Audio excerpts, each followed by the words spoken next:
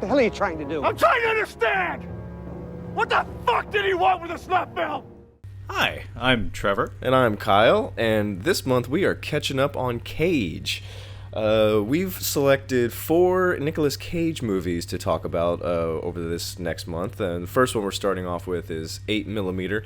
So what we did was we each picked 2 movies that we wanted to talk about, Nic Cage-wise. I believe this was my choice, 8mm. Yes, it was. And I chose another one, and we chose one that we've seen before and haven't seen in a long time and wanted to see if it holds up. And then the other one we haven't seen at all. And yeah. So effectively, each of us picked one we've seen and one that we'd like to see. Yeah. So to kick things off, Kyle picked 8mm. I believe it was from 1999. Correct. Both of us have actually seen it, but this is catching up on Cage. This is just us revisiting the film and hoping to get a refresher on it. This was directed by Joel Schumacher and written by an Andrew Kevin Walker, who most of you out there probably know as the writer of Seven. Very much. Which came out only a few years before this, and if you don't recall, was kind of a thing. Yeah. It was a big deal. So, Kyle, why is it you picked 8mm? Well, of all the Cagean films out there, why 8mm? I was thinking about this, and I was like, maybe this was one of those movies I watched with my parents when it came out, 10 years old. And I just remember pieces of. But I think what happened is we started to watch it with our parents, and then like 10 minutes into it, they're like, "Yeah, you boys go into your room. You're not watching this." Yeah, I can see that. I wanted to pick this one because I'm a big fan of the movie Seven. I knew it was the same writer, and I remember this movie being very gritty and dark. It made, like, this is the kind of movie you want to just curl up with a nice pack of Camels and a pot of coffee and sit down and watch, because it's just dark. It's just dark. It reminds me kind of a mix between Seven and Payback a little bit, just kind of gritty. Well, it's kind of interesting in that sense because it is dark, it is gritty. I would argue actually that some of the lighting in it is neither of those things. Yeah. The tone though and the setting, like the locations that the film takes place in, are meant to be gritty and grimy. Yeah. But like the violence and the explicit imagery, only on a couple of occasions gets really intense and graphic. Yeah. For the most part, it's implied, and this is probably the best example of this is when Nicolas Cage is watching the titular 8mm film, mm-hmm. and we get snippets of it. Most of that sequence is just reaction shots of him, so we don't actually see the graphic details of it. But this movie was, I don't know that it was a troubled production, but both of us did a little bit of research on it, and it's known that the writer walked off the set. He was not happy with Joel Schumacher's directing style and interpretation of the content. To the extent that the writer actually disowned the film. Yeah, so, he says he's never watched it. Make of that what you will. Well, this was actually the studio wanted to like water it down a little bit, and Joel Schumacher agreed. So it wasn't just Joel Schumacher like we gotta cut some of this out. Like, so the subject matter is really dark, and it gets a little uncomfortable at times. But it makes me wonder, what was the original script? Like, what was he trying to keep in here? Because there's some I mean, there's nonchalantly looking through child pornography at one point. Yeah, I'm not sure of the details of what was present in the original script, but a lot of it I think may have just been stylistic, like flourishes and things along those lines, like maybe the style of lighting and the set dressings and the amount of time devoted to certain characters. I hate to say it, but there are a lot of flat performances in this movie to the point that it gets almost obnoxious. Catherine Keener, I love as an actress. She's fantastic, but she is sleepwalking through this role. It's not very good. She was given nothing to work with, and she's in more of it than you'd like. She's in more of it than you'd like. She's just in a room with a baby. That's all she does. I don't think she's ever outside. She is always in a room with a baby. That's all she does. I mean, that would have been kind of cool if, like, she was agoraphobic or something, Because that would actually lend something to her character, where it's like that's why she's overly concerned about him all the time. Mm-hmm. That's why she's always calling him. It's because, like, I can't leave home and you're always gone, so this is really crippling. But no, she's just wife with baby. That's her character. It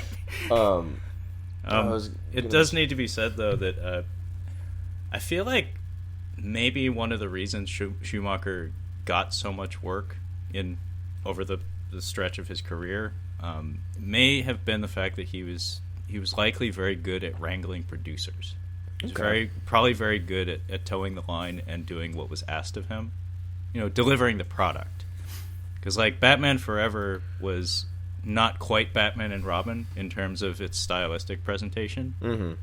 And it made the studio a lot of money, which is part of how we ended up with Batman and Robin, was that the studio made tons of money on the previous one, so they're like, oh, well, people like this, let's give them more of that.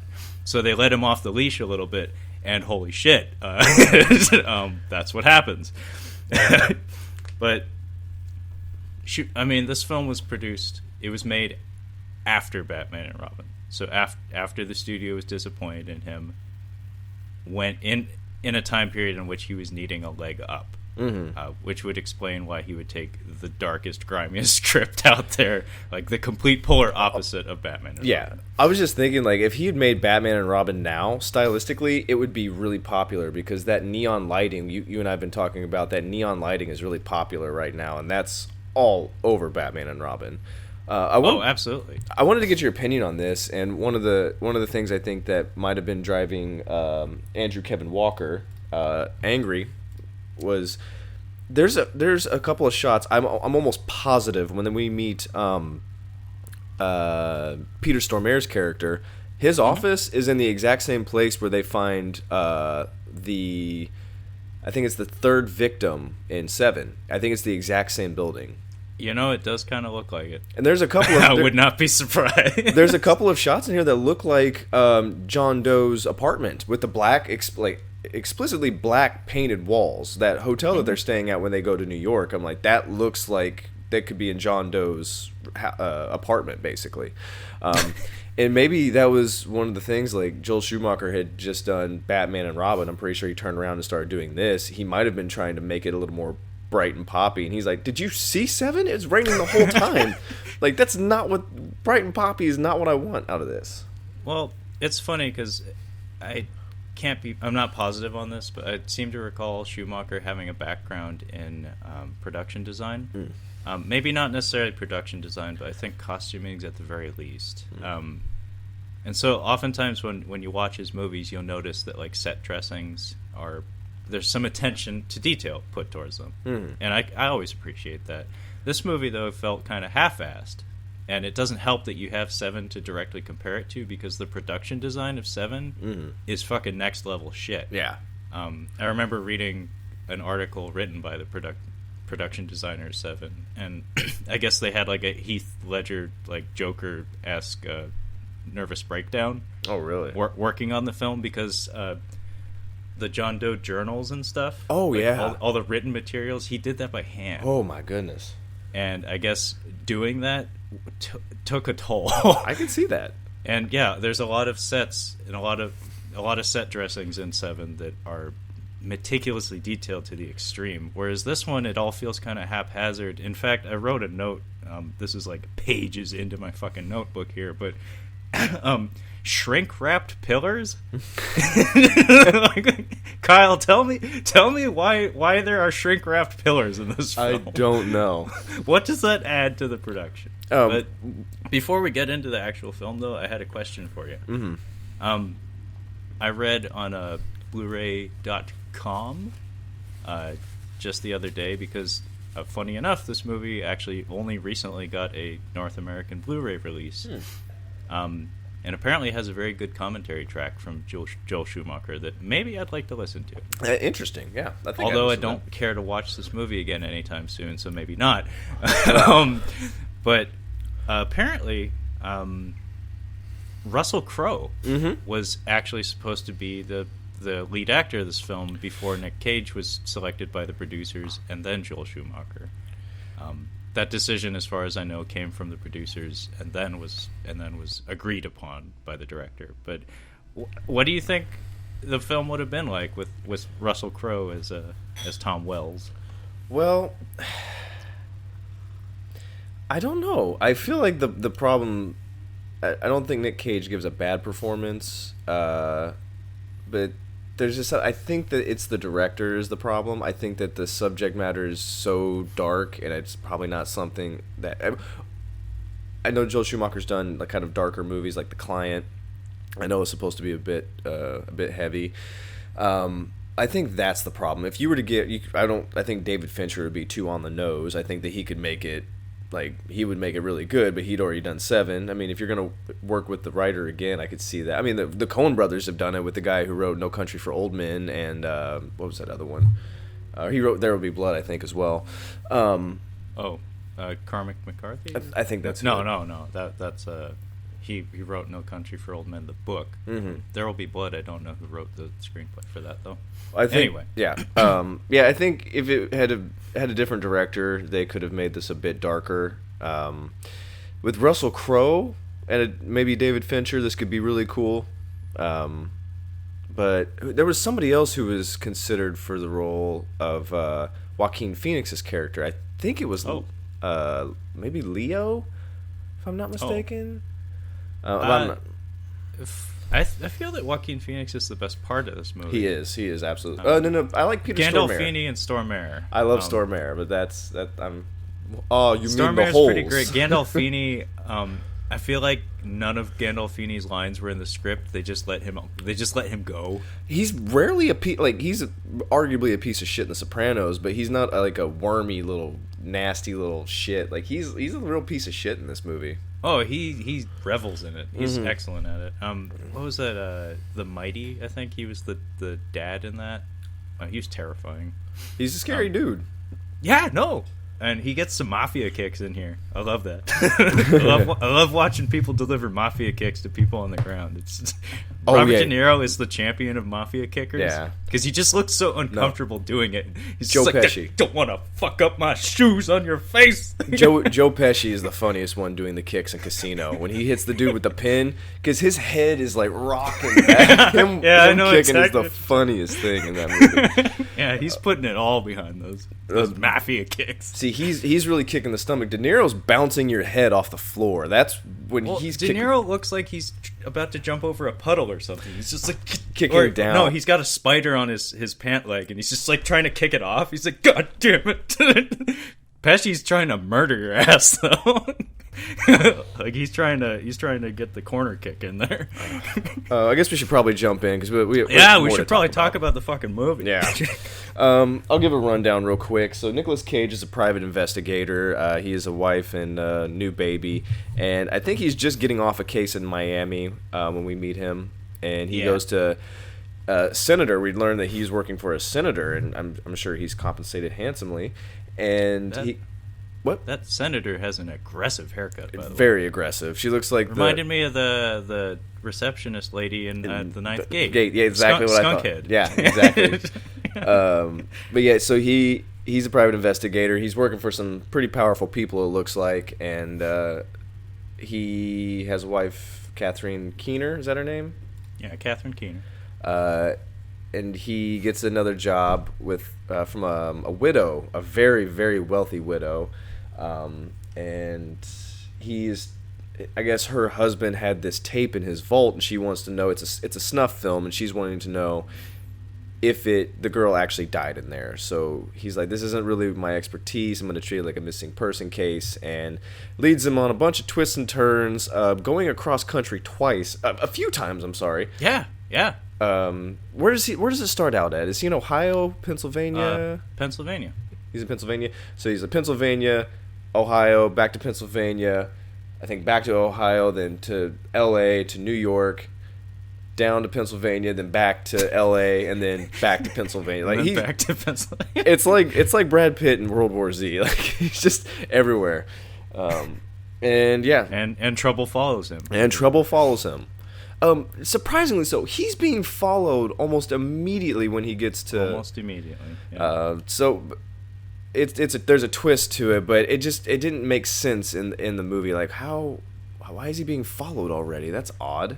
But anyway, so yeah, where do you want to start us off at? Do you want to start with? Well, we can skip over some of the details of like. Let's start when he first meets up with his family. Yeah, because there was a detail here that I picked up on, and there's a lot of repetition of it, so it's worth talking about. So as Kyle said, actually our first shots of the movie are just of projector equipment, and then some disembodied someone watching a film through a projector, and then cut to Nic Cage at Miami International walking in slow-mo, because this was like prime Nic Cage when he was in Cameron Poe shape. So we got to make him look good. He is. They have him with the shirt off at one point. He's fit. He's still pretty fit. I have some comments about that, and we'll get to that. Okay. So yeah, as Kyle had said, he's casing somebody in Miami, some gentleman that's at a nightclub, and then this senator that hired him, he's a PI, by the way. Yep. To follow this fellow. Apparently it's their son-in-law, so the senator was concerned about their daughter. Yep. And Cage is apparently gonna ruin a marriage here. So then we get Nic Cage going home to Catherine Keener and his baby that he calls Cinderella. Apparently their name is Cindy. Oh, nice. But maybe their birth name is Cinderella, though. It's Nic Cage, man. Yeah, I would not be fucking surprised. Credits are still rolling at this point, but the detail that I was mentioning is that as he's driving up to the house, he flicks a cigarette out the window. And then, by the way, he comes in and without like barely saying a word to the wife, he like immediately goes to the fridge and grabs a beer. Yeah. So this gives you some indication that they've been together a while, and this is pretty routine. Yeah, this is not unusual for him to be gone for a while and to come home, and you can tell though that their relationship is maybe a little bit rocky, because she like hugs him and immediately comments that he smells like smoke, and she's like, "You're not smoking, are you?" And he lies. No, baby, no. No. Yeah, I'm around smoke all the time. But it's the 90s. Baby. Everybody smokes everywhere. No, baby. We'll try to keep we'll try to keep the Nic Cage impressions at bay, but it will be unavoidable. There will be Cage impressions. Yeah, and then they fuck. They have sex. And then we get this really awkward exchange the next day where he's like, "I love you," and she's like, no, she says it first. She's like, "I love you," and he's like, "I love you." Awkward pause. This is like awkward on the level of like Star Wars prequels. They have no chemistry. This is like Anakin Skywalker and Padme like saying, "I love you." No, well, I love you. I'm going to be honest with you, Trevor. It has no fucking place in this movie. This is a movie about pornography. Let's be explicit here. This is a movie about pornography, and not like fun pornography. This is dark pornography. There's no room for this. "I love you, sweetie." We don't need it. Yeah, I mean, like you said, there is a directing problem in this film, because Catherine Keener is a very good actress, and Nic Cage is an Oscar-winning actor, and both of them seem to have no feelings for each other whatsoever in this film. It's very awkward every time they're talking to each other. So yeah, as Kyle had said, this is about the time that we get the call from the Christian estate, I believe. Sure. The representative's name is Mr. Longdale, played by a Mr. Anthony Heald, who is, of course, 100% trustworthy. He's my favorite weasel behind Pauly Shore. Anthony Heald is just like, he's gonna turn. Yeah.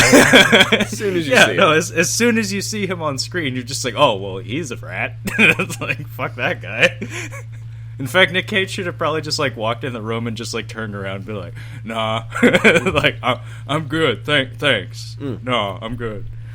So yeah, he goes to the mansion, and they're in the dead man's study, his little office. This is by far, I think, my most favorite rich guy office. It doesn't look like there's any windows in there. All dark furniture. I love the leather couches. This is my dream study. Like this is what I want. I really really liked his study, but she gives him the spiel like, look, you're a private investigator, probably referred.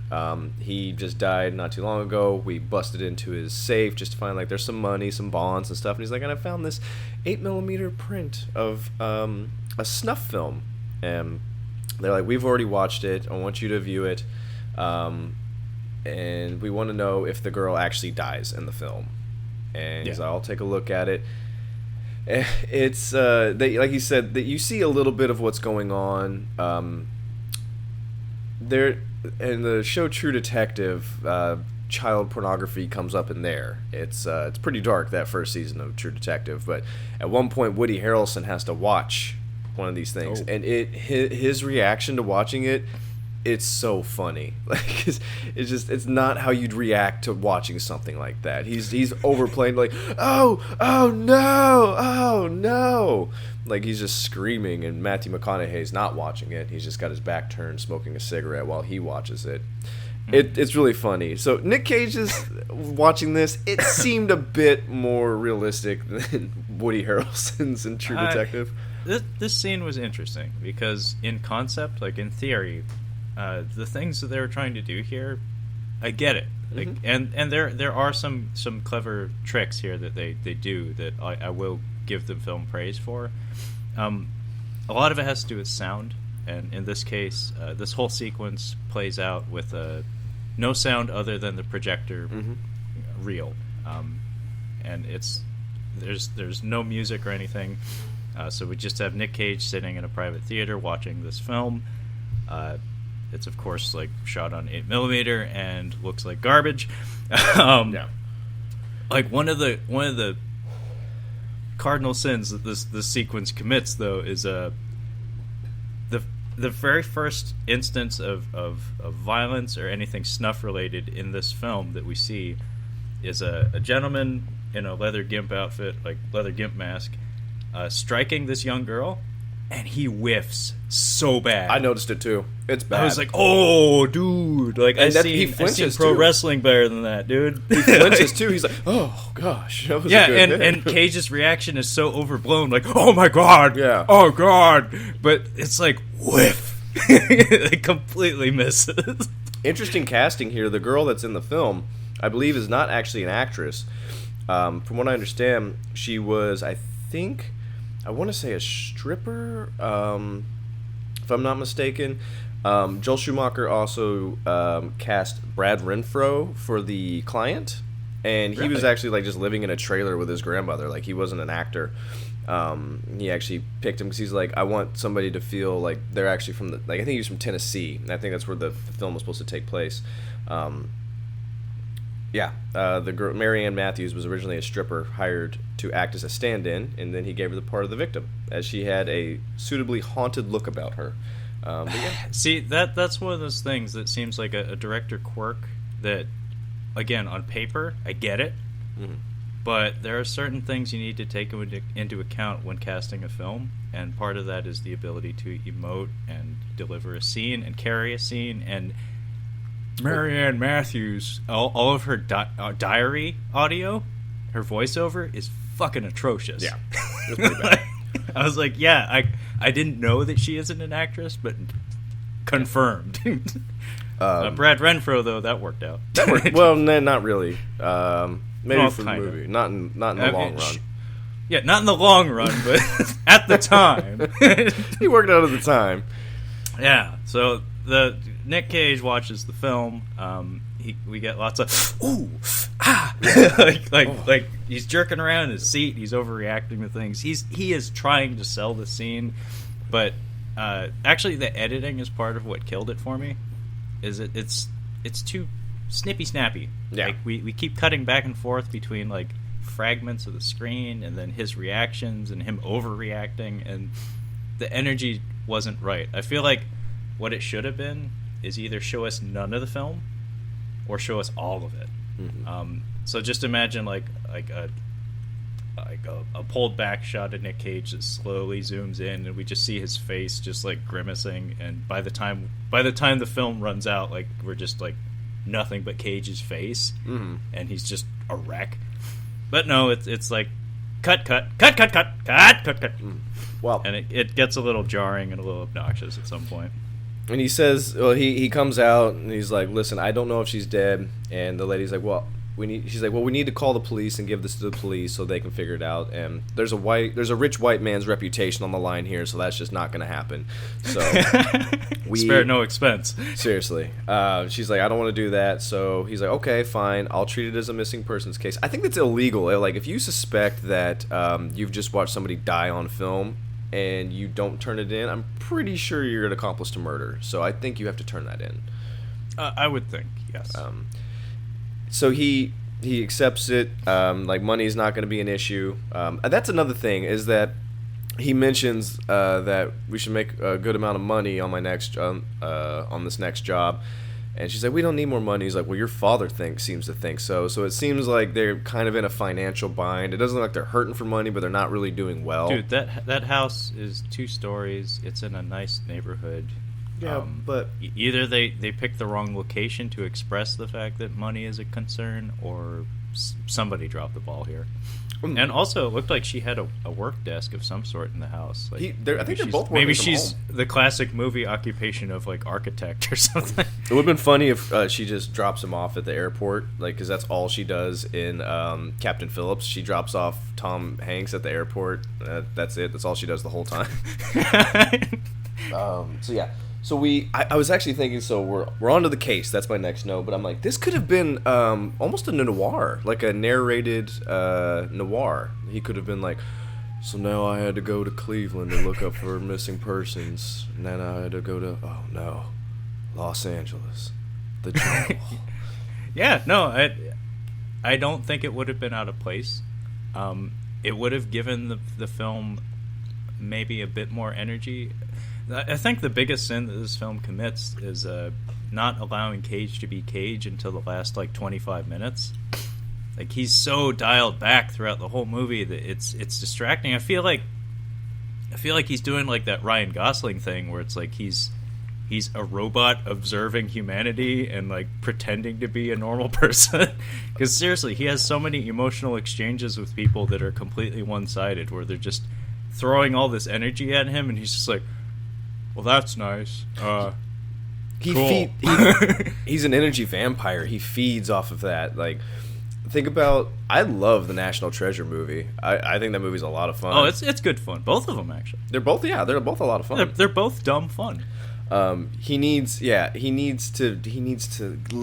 release that energy into his performance, and he doesn't get to do that until the very end. And even still, we'll get to it later.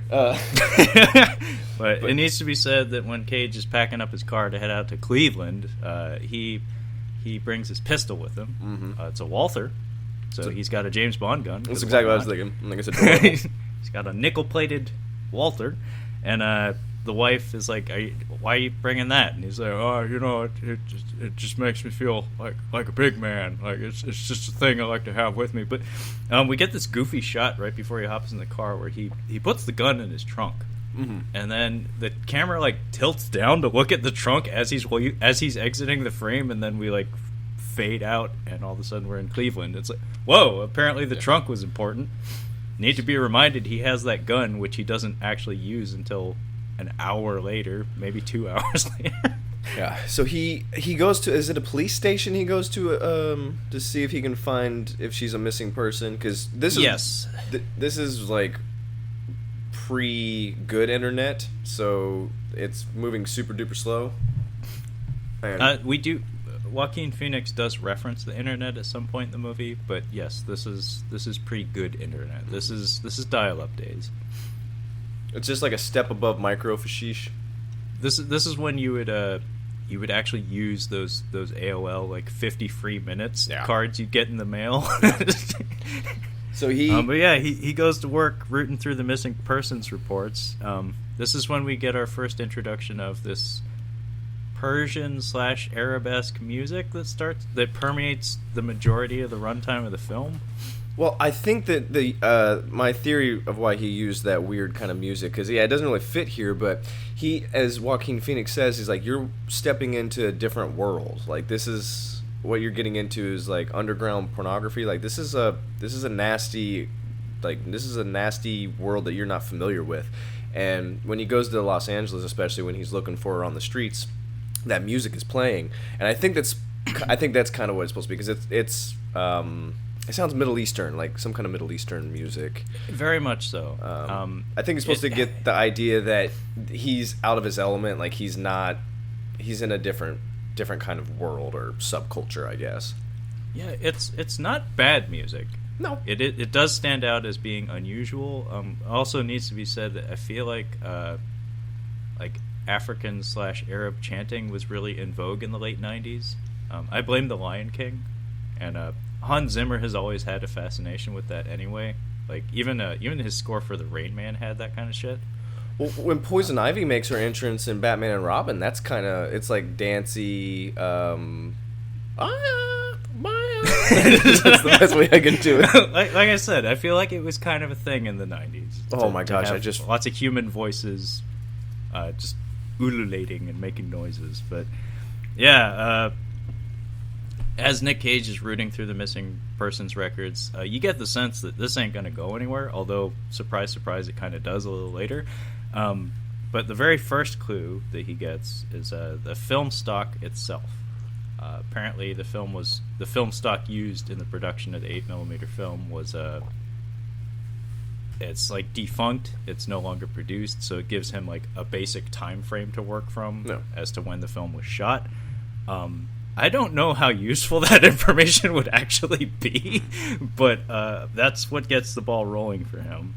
And then we get to see he has some toys. He does. He's got, holy shit. He's got some stuff. Like in 1999 too. I think He's got a mini DV like handy cam like set up on a rig pointing down. That's why they're broke. Frames. I mean, that's why they're broke. He spent all of his money on all this shit. Like, yeah, like no joke. This stuff, I would imagine, back in 1999 was very expensive. Very. It's expensive today. Yeah.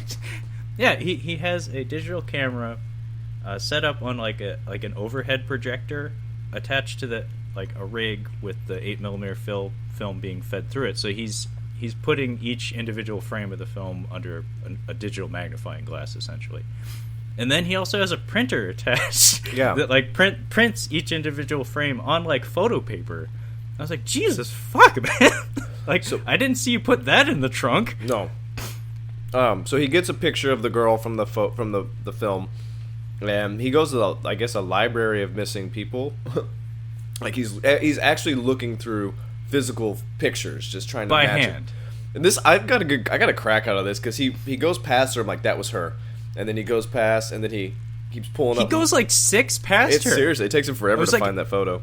It's like, how the fuck did he even, like, how did it click then? Yeah, but yeah, you see her very clearly, and it's like, that's her. That's her. And then he keeps going, and then he pauses, and then he goes back.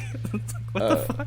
He finds it. It's a missing person. So he tracks down her mother. And did you notice who was in this? Who her neighbor is? Lives upstairs.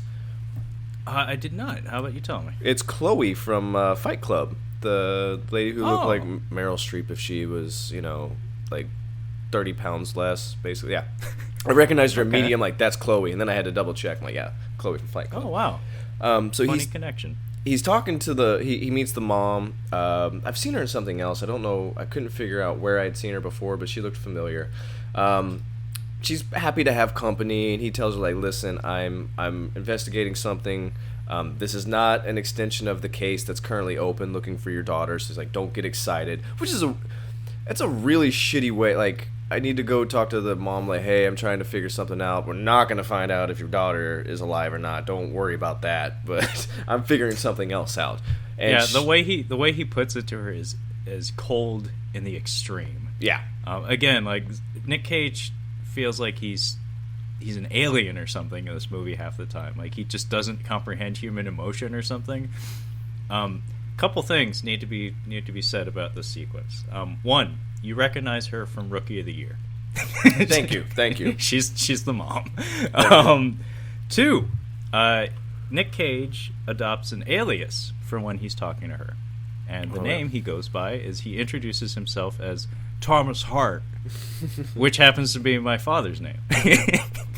No shit. So yeah, when I was watching this film, I couldn't help but chuckle to myself. I was like, holy shit, Nic Cage is going around telling people he's my dad. That's pretty fucking cool. Thomas Hart. Yeah, my name's Thomas Hart. I'm looking for your daughter, Marianne Matthews. I feel like that name is perfect for his particular brand of pronunciation. Matthews. Marianne Matthews. It's perfect. He snoops around her bedroom a little bit. He's not finding anything.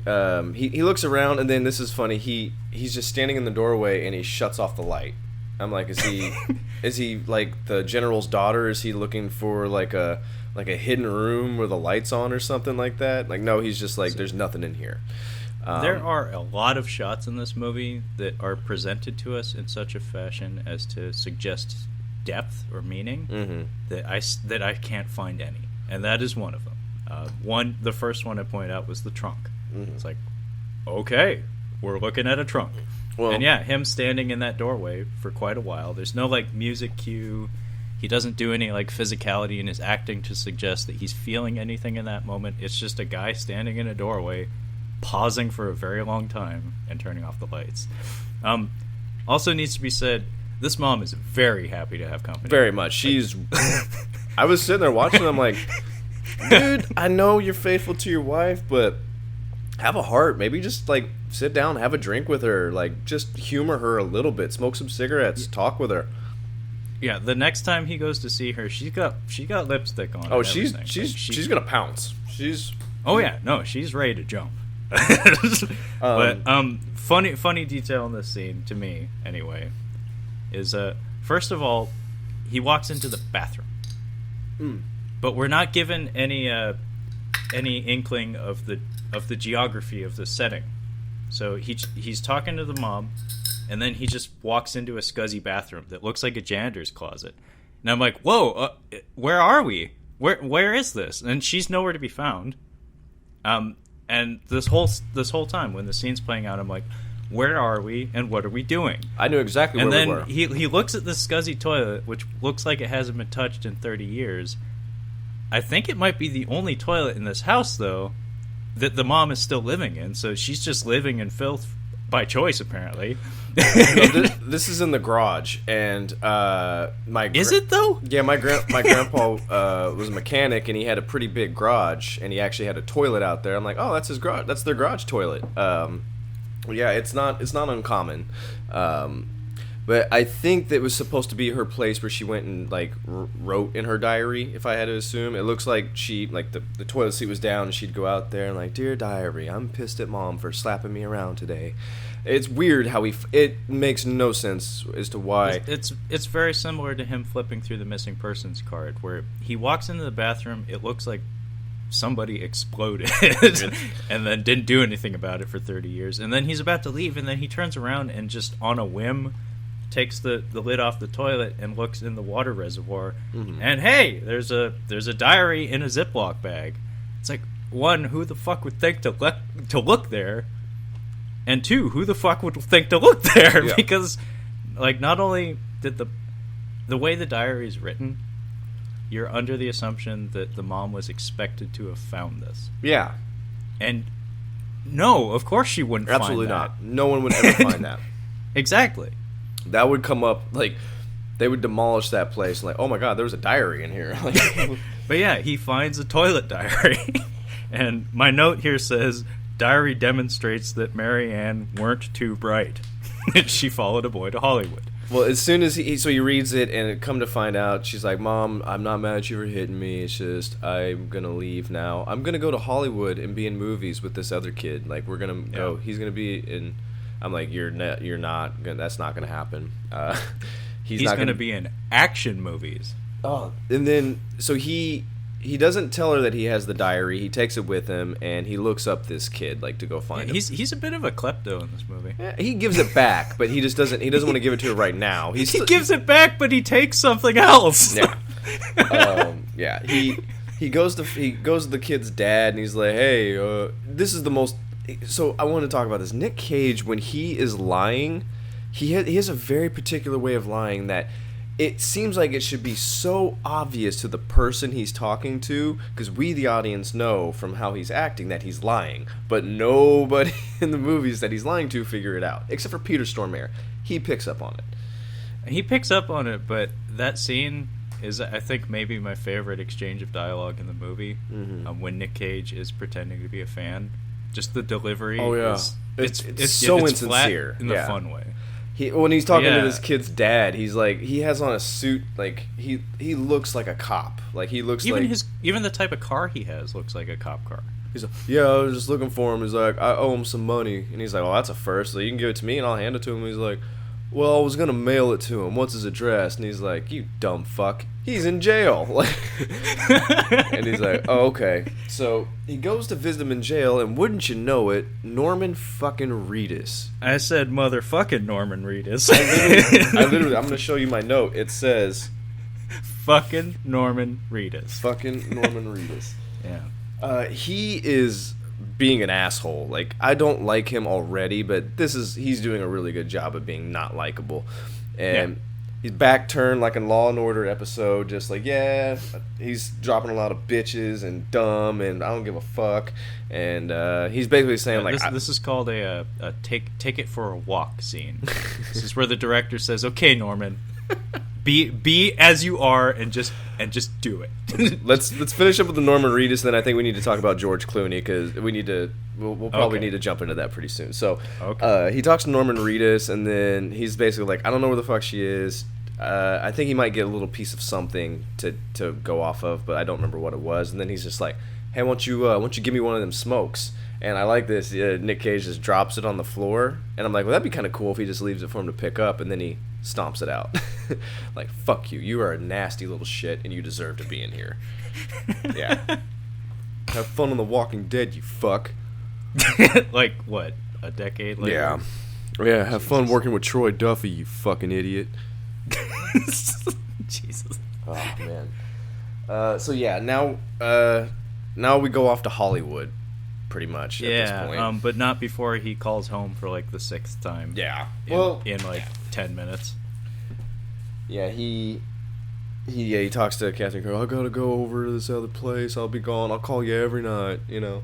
And then I think he goes back to see Marianne's mom again. He does. He drops off. He that's where she's gonna make him some dinner, and he's like, no. And she's like, I made you a drink. So he takes a sip of the drink.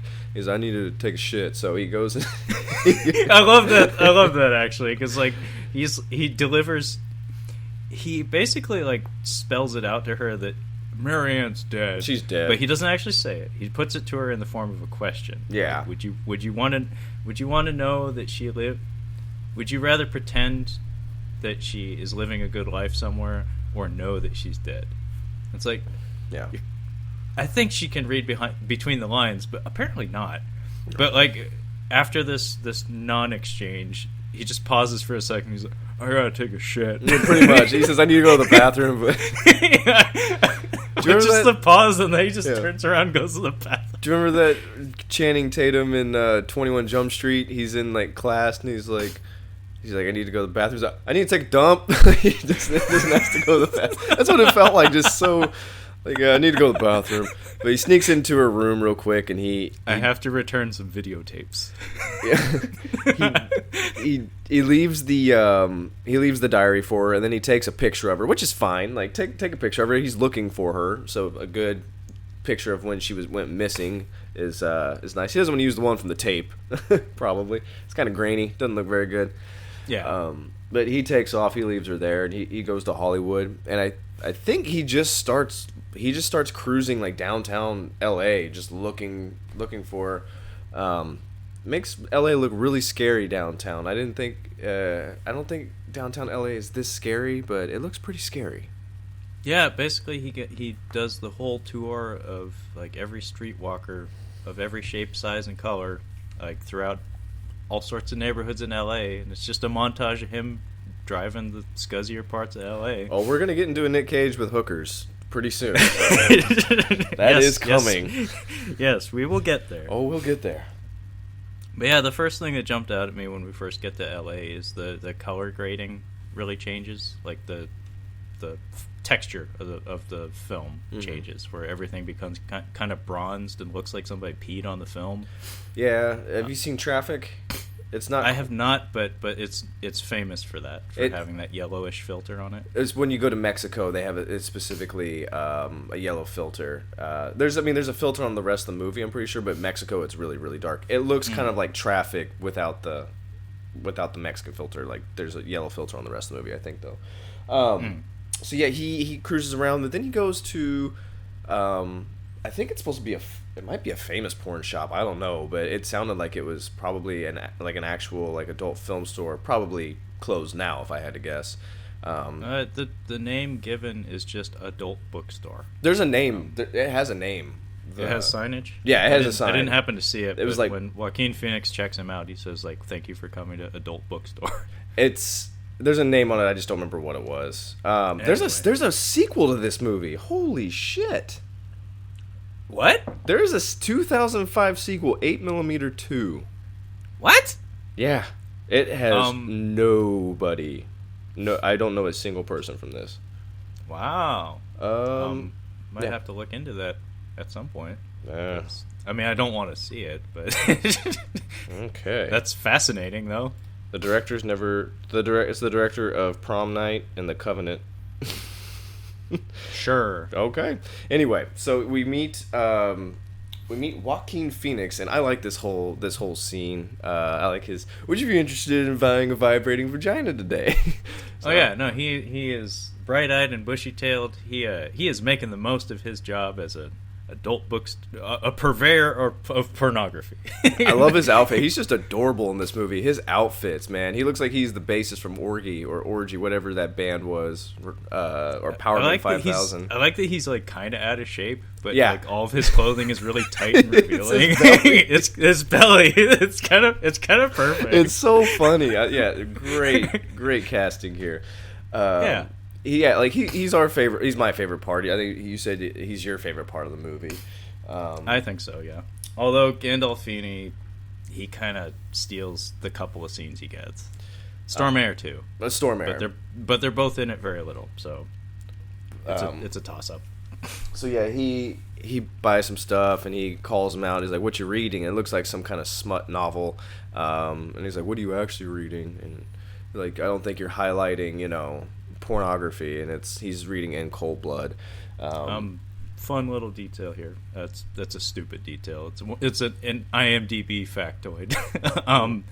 The composer of the film, named Michael Dana. I recognize some films in his filmography. He did the score for Capote. I was gonna say, you said that there's a Philip Seymour Hoffman and Robert De Niro movie. What was that called? Directed Flawless. by Flawless with Schumacher. Yeah. Interesting. Connections. Yeah, so there's a connection there. Connections. Revolutions. Always. Yes. So, Yes. He's being followed, we learn, after he leaves the porn store. I think he goes back to his little hotel for a little bit, and then go for it. Detail that I need to address, and not sure if we're going to get into Clooney now, but oh yeah, I forgot about that. So Cage buys stacks of porn from Joaquin Phoenix, and it's for research. Basically, he's trying it's for research. Damn it! That's the only time anyone's ever bought porn for research, and it's been legit. No, it's for research. Yeah, Joel, I'm going to need to take these home with me. I checked it out with the prop master. It's no big deal. It's okay. It's for research for my role. I need to check the authenticity. But yeah, he has these stacks of porn for research because he's trying to I think he's trying to track down like all the porn production companies, the local ones. So he's just like taking note of addresses and phone numbers and stuff. But while he's doing this, he's sitting in this scuzzy hotel room In his underwear. And that's what I wanted to point out. Yeah. But he has the 8mm film just playing on a constant loop. It's like, are you trying to drive yourself nuts? No. So he's got his head down, buried in porn, and then he has more porn screening in front of him. Dude, it's like and it's violent porn. It's a snuff film. The only thing like worse to walk into was when they arrested Jeffrey Dahmer. Was when they went into his apartment. Like, oh my god, he's boiling somebody right now. Like, he's got porn everywhere, and he's watching the snuff film, for crying out loud. And then he offered me some cookies. But we should talk about wardrobe. Wardrobe is what I wanted to comment on. Oh, okay. So Cage has a Tom Jane Punisher shirt on. Yes. It's a black tank top with like wide shoulders, I guess. Mm-hmm. So it has no sleeves. It's homemade, I think. Yeah, I think it is homemade because I've never seen one of these for purchase, but they don't sell. I feel like maybe there was something in his contract that like required him to not have any sleeves on any of his shirts. No sleeves. Because he has this shirt on in many scenes in this film, and it's very distracting because I keep thinking of Tom Jane Punisher, and it doesn't look appropriate. Yeah. Because most of the time he's like running around in a leather jacket. It's like, ew, you've got like no sleeves on and you're wearing a leather jacket? When he's doing research, you're gonna get all sticky and shit on your forearms. When he's doing research, he needs to just have the tie loosened a little bit, not sitting in his tidy whities, Indian style, smoking cigarettes, watching porn. Oh yeah, and of course he made sure to pound out some push-ups before he did his porn research. Oh, absolutely. you gotta get that pump, when you're doing your research. So we're about to go into the next phase of the movie, but before that, I wanted to mention that I sent Trevor a video last night in preparation for this. There's a show that I like. It's the Graham Norton Show, formerly the Graham Norton Effect. It's been on for a long time. Irish host. I believe he is gay as well. He has it's a funny show where he has celebrities. I don't like celebrity shows. I think they're like the ones where they interview celebrities. I don't give a shit. This is the only one that I can handle. It's a really funny show. And George Clooney was on there, and he was talking about like going to Comic-Con for Batman, and like he's like, I'm the worst Batman there ever was, and like he was talking about working with Joel Schumacher, and he mentions, he's just like he's mentioning Joel Schumacher's directing style. He says he doesn't just come up to you and talk one-on-one. What he does is he talks through like a bullhorn or some kind of speaker, and he tells everybody how to get set, and then he gives them direction for acting, and he's like, okay, George, you're angry that your parents are dead and you're going to fight Mr. Freeze. Go! And like, he just tells him what to think for the scene. Your parents are dead. It's very sad. Action. And now this is now I've never heard Joel Schumacher talk. I am assuming that he's overdoing it quite a bit, but yeah. This is George. It's an exaggeration. This is George Clooney's impression of Joel Schumacher. Yes. But when I watched it, I was thinking, I'm like, what if he was doing that for this movie? It would be such a weird thing to be, like, out of context. The pizza delivery guy comes in, like, in the back, like, hey, I got some pizzas here. Like, just going to drop this off at the set. Okay, everybody's set. All right, now, Nick, JP, it's dark. There's a lot of child pornography around, and you're not really affected by it. Go! Like the guy in the boy, what the fuck are you guys doing? Here, just take the money, get out of here. We're filming a movie. Yeah, so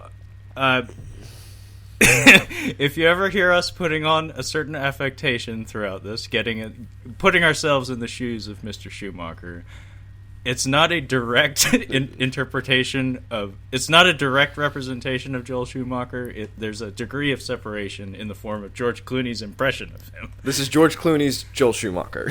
Yes. So for future reference, we're not doing this to be bigoted or offensive. No. This is just us doing a funny voice because it's fun. It's fun. Go ahead. So yeah, while he's sitting around in his Tom Jane Punisher shirt, he gets like phone call number 72 from the wife. Yeah. But this time he blows her off. So it's like, ooh, it's supposed to signal that he's getting in too deep. Yeah. It's starting to rub off on him. The big revelation in this scene is that through repeated viewings of the smut film, he notices that there's a third man involved in the shooting of the film. And I could barely fucking make this out, but I Yeah. guess I hadn't watched the film 3,000 times or whatever. What does that But matter? yeah, apparently though? there's like the back of some dude's head in a mirror or something in like one frame of the film. Who cares? Yeah. And this is about the time that he recruits Max California, Yep. JP, Joaquin JP. Phoenix, to be his sidekick. And my reaction to this was, why? Like, he just has a good feeling about the porn shop guy? Well, he asks him. He's like, I'm looking for something, and I need to find like porn that I can't buy here. And he's like, do you know anything about that? He's like, I know a little bit. I know some places you could go to.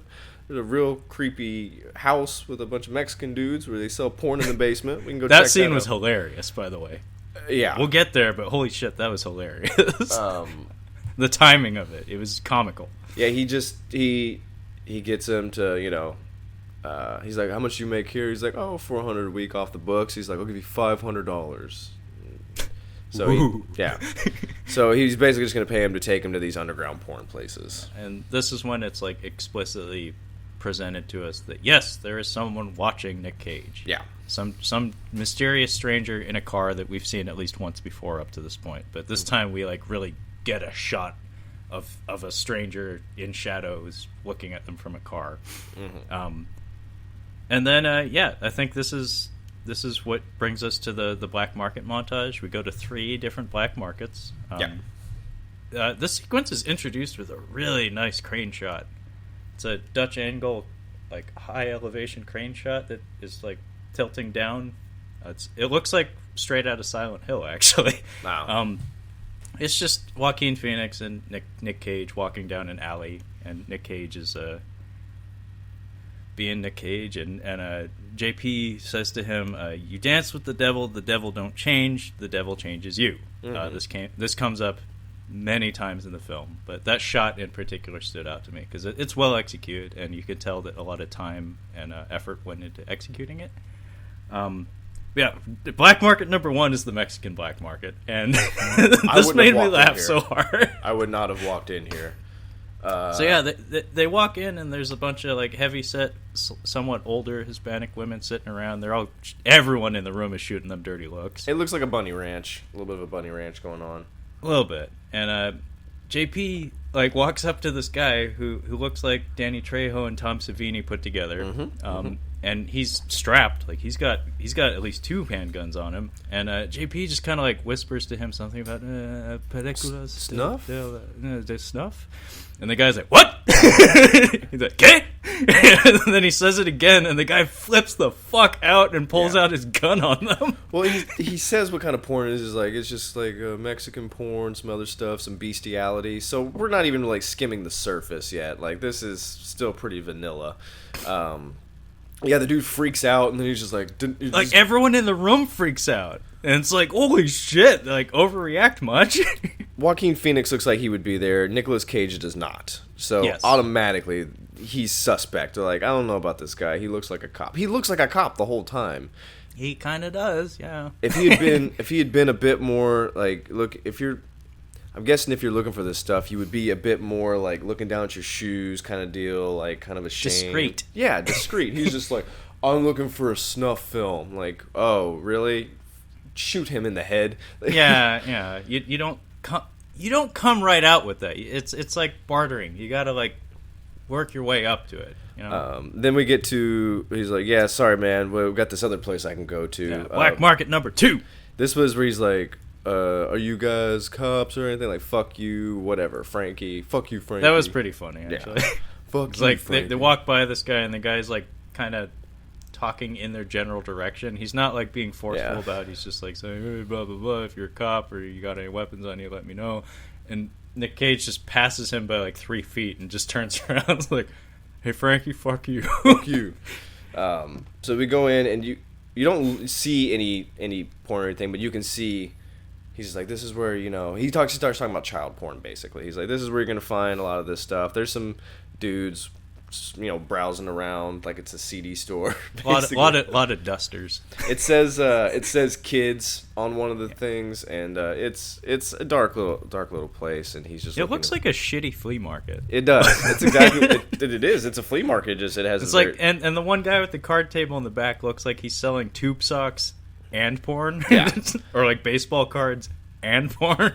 And he's like, what do you got over here? He's like, hardcore stuff, hard stuff out there. And he's like, what about snuff? And he's like, that's a myth. That's the other thing, is that snuff films are supposed to be a myth.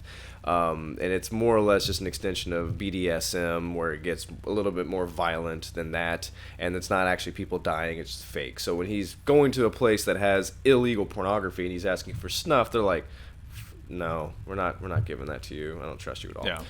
So we get to the third place. Before we get to the third place, go for it. The scene that closes out Black Market number 2 is Cage peeks into a theater in the back room. Oh yeah. And there's an old timey. Well, it's shot to look like it's old timey. I don't know that it actually is, but it's on like black and white, like grainy film stock, and it's like some nurse sticking a enema in some dude.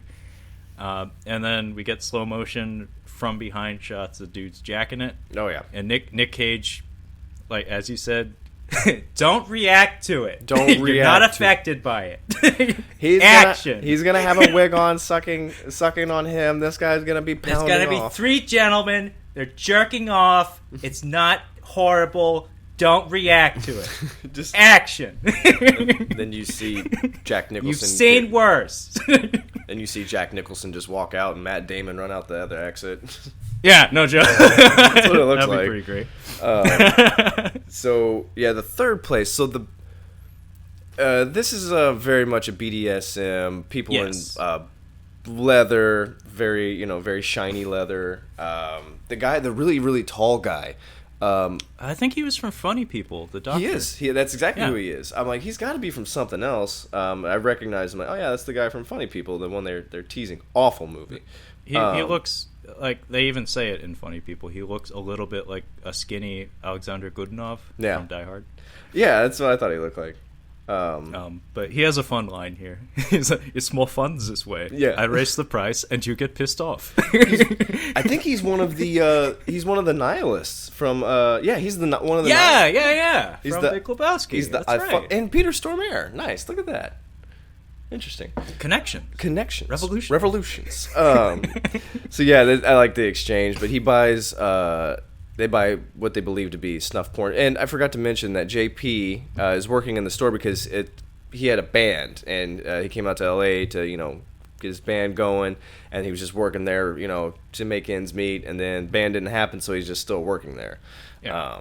So they go back to, they get some porn from the tall guy, and they go back to Max's apartment, which is littered with stickers. There's so many stickers on his fridge. Like it's just way too many. It's very punk rock. Very much. Yeah, but this is an attempt at production design. It's like, what do we got? I got a lot of stickers. Let's make use of those. Well, it's interesting. So, punk had like a pop punk had a big explosion there in the 90s, Green Day, Blink-182, and then it was just mainstream for a long time. We're actually in 1998 when this is filmed, so 99, so it's about on its way out. It's about to change a little bit, so he's like, people just don't want to listen to my music. I'm like, dude, you've got like 2 years left, so you should like get on it while you still can. Get on it, because you are about to be obsolete. Max California, you might want to hustle. Did you happen to catch the name of his band? What was it? I forgot. Hard Spank. Hard Spank. Yeah, it's terrible. No wonder they didn't like you. I noticed he had like a banner in his apartment, and it's called Hard Spank. And he's a bassist. They broke up like a year ago. Unless you can slap a bass, that's the most expendable member of a band in just ever. Yeah, I bet. They watch some Filipino porn together. It's funny. I like. So the whole time, Joaquin Phoenix just has his hands. He's got like a cigarette in his hands over his, like it's a horror movie. He's just like, oh man, dude. And they think it's legit, so they're watching it. And I'm like, yeah, dude, they just killed the fuck out of her. And you're like, okay. So they watch another one, and then like that's the same girl. And they figure it out that it's fake, and like man, his sigh of relief is like, oh man, that was close. Like that was a bit too much. And they chat a little bit, but there's a line here. He's talking to him, and he's about to take he's like, what are you like hanging out here for? And he's like, I don't know. And he actually like I'm actually, yeah, you're right, I'm leaving. And he's like, does that, where we were tonight, like, did any of that stuff get you off? And he's like, no. And he's like, oh, what'd he say? It didn't exactly get you turned off either. Like, you didn't have a reaction that somebody with a child, straight edge kind of dude would have to like just seeing child pornography all over the place. Like, you could have at least called in like, hey man, there's some dude selling child pornography in an alley off Sunset, so maybe go check that out. Yeah, the idea here is that Cage hasn't shared with JP what it is he's trying to accomplish here. He's just paying him and asking him to come along for the ride. But based on what they know of each other as people, he can assume that Cage is on the up and up. Like, he's not a horrible person. And he does have like a disapproving tone whenever he talks about this stuff. So you can tell that he's pretty much not into it. But again, that whole line about the devil changes you, that's kind of the theme of where we're going with the story. Yeah. Is that Cage is getting in too deep, and the shit's starting to rub off on him a bit. And so when Cage leaves the apartment, we get another shot of mysterious stranger person watching him. Yeah. So just in case you forgot, just in case, just need a reminder every 20 minutes or so. So Cage goes to, it's like some sort of shelter, I guess. It's a church, I think. And one of the nuns there has Marianne's belongings. Why we didn't go here initially, I don't know. That may have been an editing flub. Yeah. But yeah, I don't know her name, but she's a fantastic actress. It's this black woman that was she played a doctor in Wes Craven's New Nightmare. Oh, really? And oh my God, the way she enunciates is a thing of beauty. Like, I love listening to this woman talk, but she only has like 2 lines in this movie. It's kind of a shame. But anyway, he gets a suitcase and he finds some phone numbers in her belongings. Yeah. And a fucking poem about Starlight, Starbright. And it's again delivered in voiceover by this non-actress, Marianne Matthews. That's it's just not good. It's not good. Like every instance of voiceover she has in the film is just god awful. But this is how he finds out about a porn studio that she was apparently connected to. Yeah, and it's called Celebrity Films. I'm not making light of the situation, but it's very, I'm assuming what Harvey Weinstein would do. Like, it's very, very gross what he's doing. Like, he's basically just casting women to be in pornography, and I think he's getting action on the side. Like, yeah, I'll put you in this movie, but you got to do this. Like, that's the kind of garbage person that James Gandolfini is playing. Yeah, Celebrity Films, I guess the owner, or at least the head producer there. I don't know how this shit works in the porn industry, but he plays a character by the name of Eddie Poole. Ugh. And he's apparently the big cheese at Celebrity Films. And Nic Cage goes in to see him, and in like the waiting room, there's a whole bunch of ladies all dressed up, and they look like streetwalkers or something, or people auditioning for a porno. And Cage just like kind of cuts in line and walks into the office. It's kind of great because like some of the ladies actually call him out on it. They're like, whoa, I've been here all afternoon. He's like, all right, I'll be quick. Well, and he is. Yeah, he's quick. Yeah, he confronts James Gandolfini, who's not even paying attention to him. He just comes in like, what do you want? Like, he's just looking down. Yeah, it's very awkward. And he just shows him a picture of the girl, and he's like, have you seen her before? And I quote, James Gandolfini just says, you know how much pussy walks through here? I'm like, oh, you're just nasty. Okay. Well, and you can't overlook the fact that he pauses for like a good 5 seconds before he responds. If you could get somebody to look at a picture and determine they're guilty from that's admissible, man. Like, if you see this, like, if it takes you that long to recall a face. I've never seen anybody more guilty in my life. And it doesn't help that it's Gandolfini with these like hatchet sideburns. Oh yeah, the sideburns are really gross. Yeah, those are disgusting sideburns. So yeah, it's like it wouldn't take much effort to connect to make a beard, but no, he did that on purpose. He did that on purpose. He tailored that. So yeah, he's like, no, I don't know where. Get the fuck out. And he's like, okay. So Nic Cage sets up camp across the street in I think a hotel. But you can see right into his office. And the production design in his roost is very Seven-esque. Mm-hmm. Lots of sun-bleached newspapers lining the walls, and it almost looks like a classroom or something. But it has that scuzzy texture to it that it looks very reminiscent of pretty much any David Fincher movie, to be honest. So yeah, he's basically got. Now he didn't tap the phone, but I think does he have the old headphones and like just aim the laser to hear what somebody said? He did tap the phone. He did tap the phone. Okay. He does tap the phone. He taps the phone. He sets up, like we said, a roost to observe him, like visibly, and nothing really comes of it for a minute, except we do see that Eddie gets a blowy. So yeah, we can tell that he's a shit human being, as if we didn't know that already. Yeah. And during this scene, oh my god, Nic Cage ignores a call from his wife. Yeah. He's getting in too deep, Kyle. The devil is changing him. Oh, by the way, we'll only be told that like 3 more times. We didn't mention at the top of this movie does not hold up. This is not a very good rewatch. Yeah, Kyle and I both, like, before we started recording, we came clean with each other and admitted that this movie was not as good this time around. No. Because I've seen it a couple of times, and I thought I liked it. I actually almost went out to buy a DVD of it because I assumed that it was very watchable. But this time around, I was just kind of bored. If you want to see a good something surrounding this kind of subject, watch the first season of True Detective. I think that it does everything so much better. Well, I mean, like Zodiac or any David Fincher movie. Yeah. So yeah, he.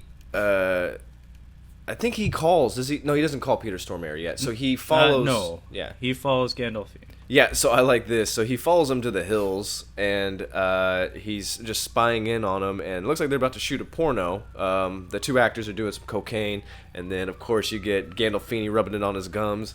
And it was like coffee and method. Coke and porn is the coffee and cigarettes for scumbags, I guess, because he's just throwing on the gums. Go ahead. We get a shot of full frontal here. Oh yeah, we get some full frontal. Yeah, we get a shot. Ass shot. What? Yeah, ass shot. Ass shot. Not enough to necessitate an entire rack. No, but ass shot. Ass shot. Ass shot. We got it in. Yep, nice. We got it in. But yeah, I thought this was interesting because, like I said, the film touches on some really grimy subject matter, but what's actually displayed on screen, I've seen far edgier in many other films. Oh yeah. Given this is like a super mainstream film, so stuff like this was in theaters, yeah. Yeah, no, this is a very mainstream film. It had a big name director, and Nicolas Cage, his stock was never higher, as far as I understand at this point. It's about to go back up. So this was presented to a potential audience that would maybe not be ready for this kind of racy content. Oh, very much, yeah. So I get it, but it's just kind of interesting that like a lot of the violence is, you can tell that it was trimmed a little bit. In particular, there's one instance of violence that feels like there's maybe more than one then. But yeah, it's kind of strange to see just full frontal, just one ass shot of it. Ass shot. That's something that's very rare in American cinema. And it was just kind of like, oh, we're doing that. Okay. This was one of my favorite. Hey, what are you doing in a movie? Because you're not expecting it. Because he's just like peeping in the window, and then, hey, and he's like, oh fuck, and dude takes off chasing him. I think he throws him into the pool, probably breaks his legs or breaks his leg. Oh my god, that like guy's reaction to being pushed in the pool just makes me laugh. Oh, it's a funny. He's just like laying flat, like not even trying to help himself up. Ugh. He's just like Eddie. He's just like a baby or something. Nic Cage doesn't get caught. He's all good to go. Yeah. Then when we get to the next day, This is when he calls Eddie.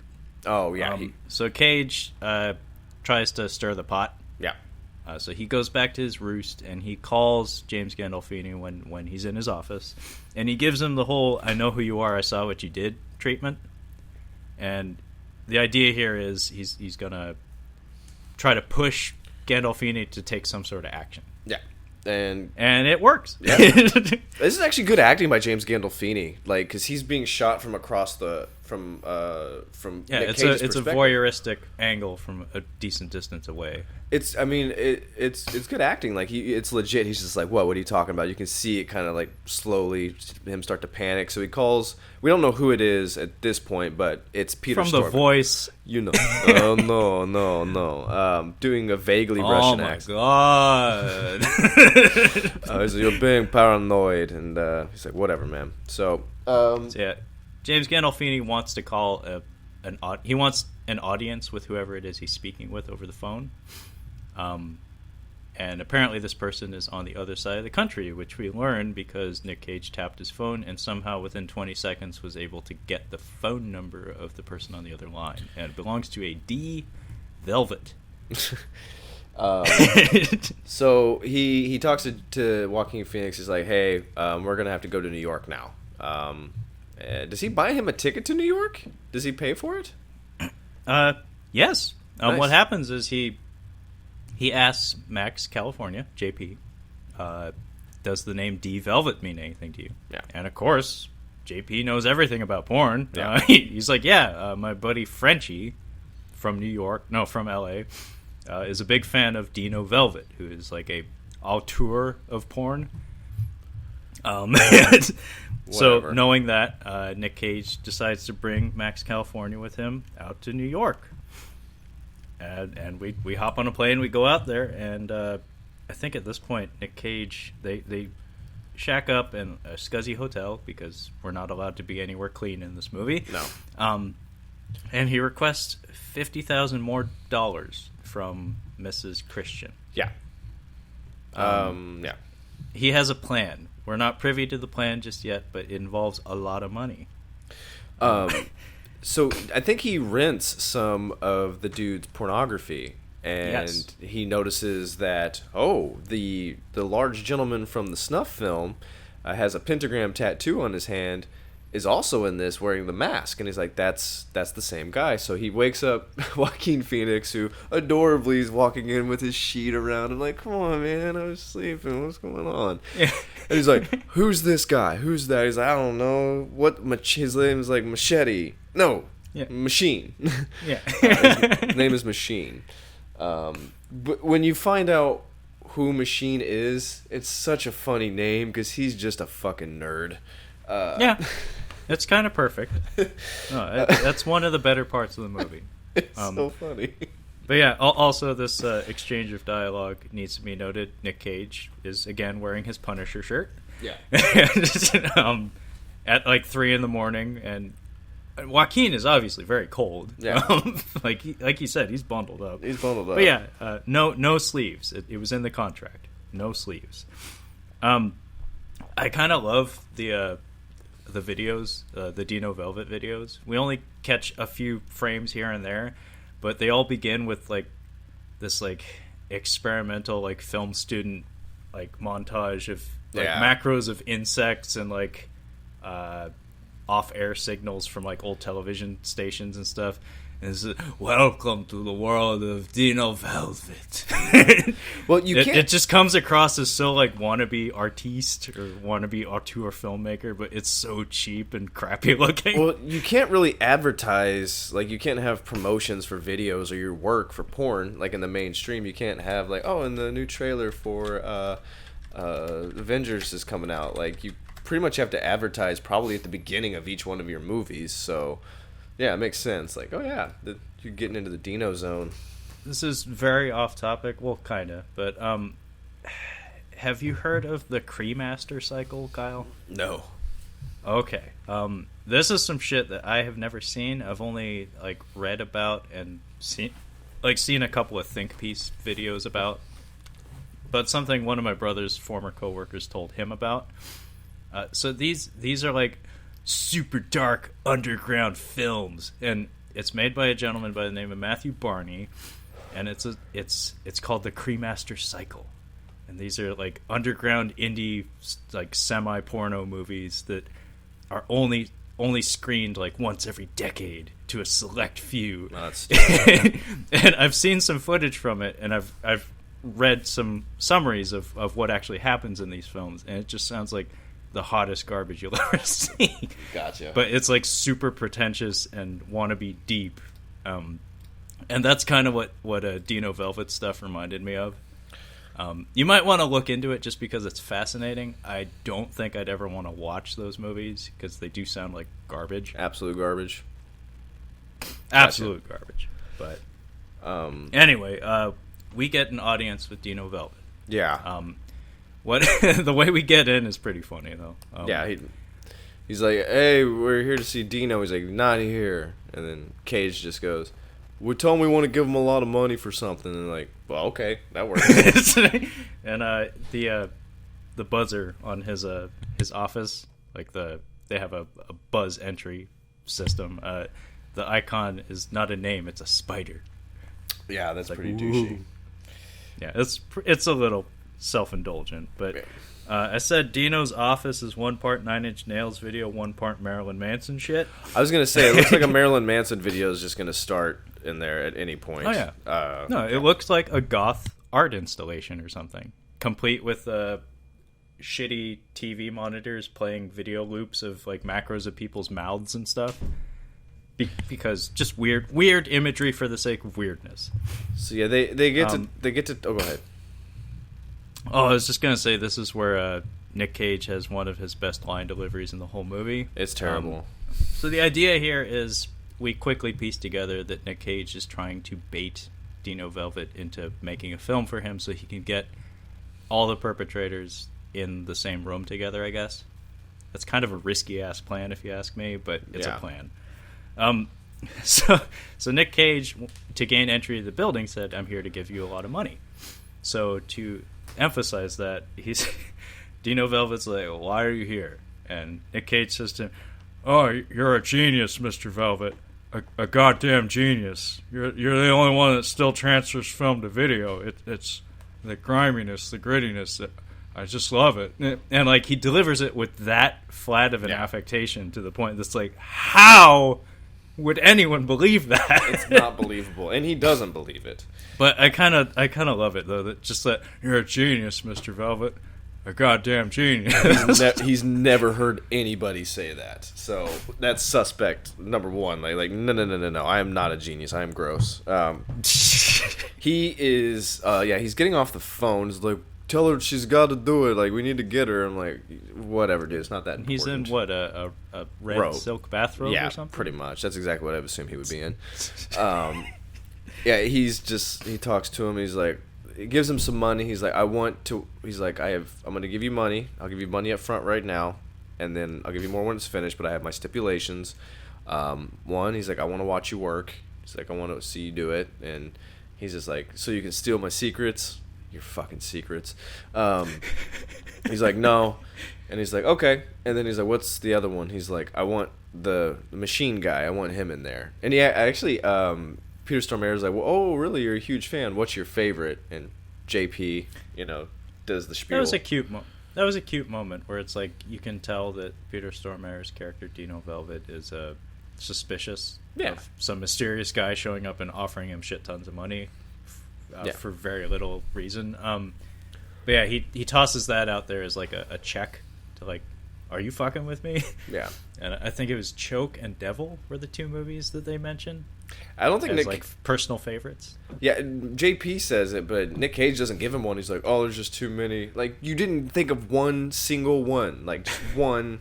Well, the way he phrases it, JP bails him out and says like, oh, well, I happen to like Devil, but Choke is a close contender.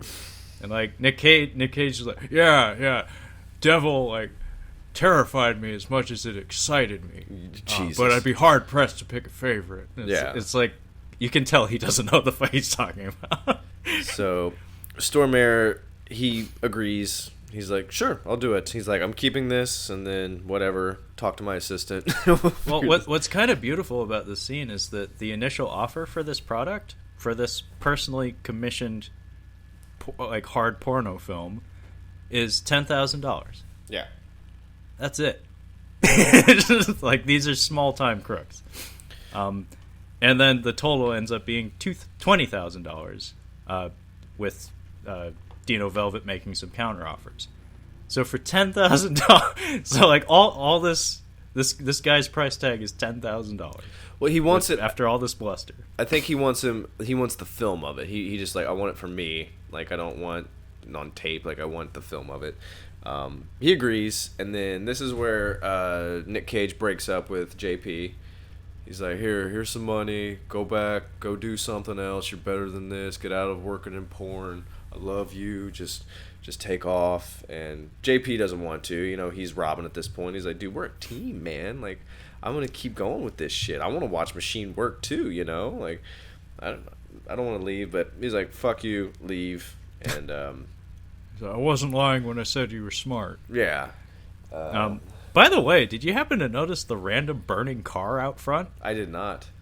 So they're in a bar together, and through the window, there's like a car hooked up to a tow truck, and it's on fire. I think maybe, there was a theme in the 90s, and I think the LA riots had something to do with it. And it's in Predator 2. Like, Los Angeles is supposed to be like scary, crazy, violent, like it's fucking Juarez or something. I get that, but this is New York.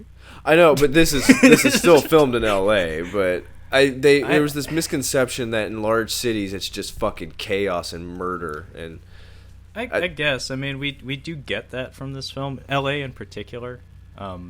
There's just like vagrants everywhere. Yeah. Like every exterior in LA in this film has just vagrants and prostitutes everywhere.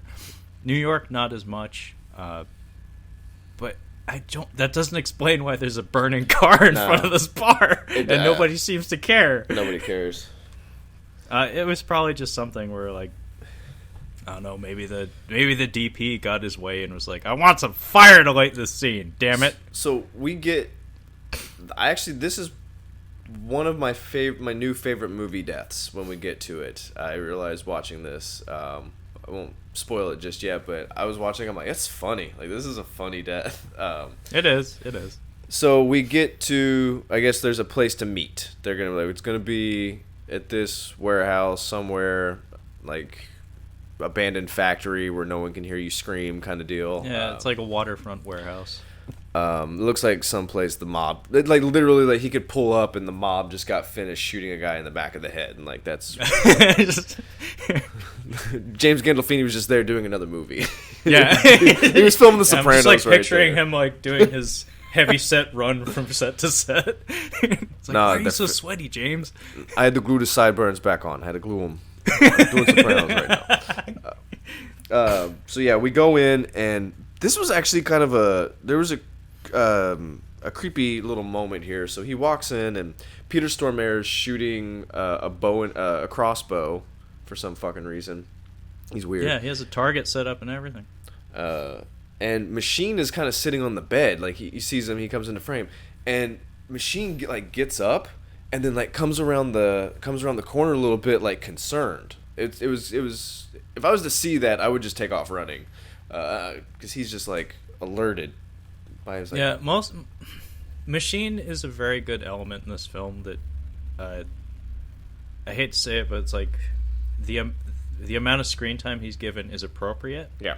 But at the same time, I wish there was more, because everything about the character just works. Yeah. And yeah, that first shot we get of him is shot at a decent distance, and it feels almost like a from perspective shot for Nic Cage.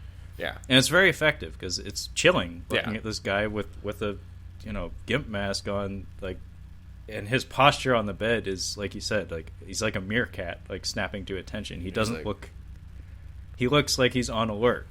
Well, I think at this point, Peter Stormare is sensing something, and I don't think that Peter Stormare... I think the Machine knows who he is, but Peter Stormare hasn't seen him yet before, other than at the office. So we get in there, and they start talking. This is you know things are going to go bad. Like, you can just feel the tension in the air. Like, this is not good. Nic Cage commissioned in his audience with Dino Velvet. He commissioned a video where there would be two women, interracial.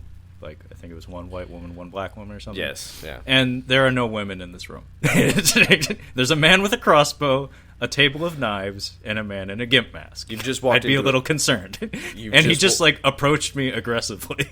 Like, you just walked into your torture. That's what's about to happen. Yeah. You would be a little concerned at this point. He's like, oh, the girls are running late. And then, like, 2 seconds later, like, there they are. And I believe out walks the weasel. First, Dino Velvet turns the crossbow on Nic Cage and asks him to disarm himself. Yeah. Because he's assuming that he has a weapon on him. And he does. He has that Walther on him. Yeah. But he also has a knife. No, he doesn't get the knife. Not yet. But yeah, he has a pistol. They take it from him, or Machine takes it from him. And then Eddie and the weasel show up. Yeah. And by the way, the production design in this room, this is where the shrink-wrapped pillars come in. Yeah. There are pillars in this room, and they're all covered in cellophane. I don't know why.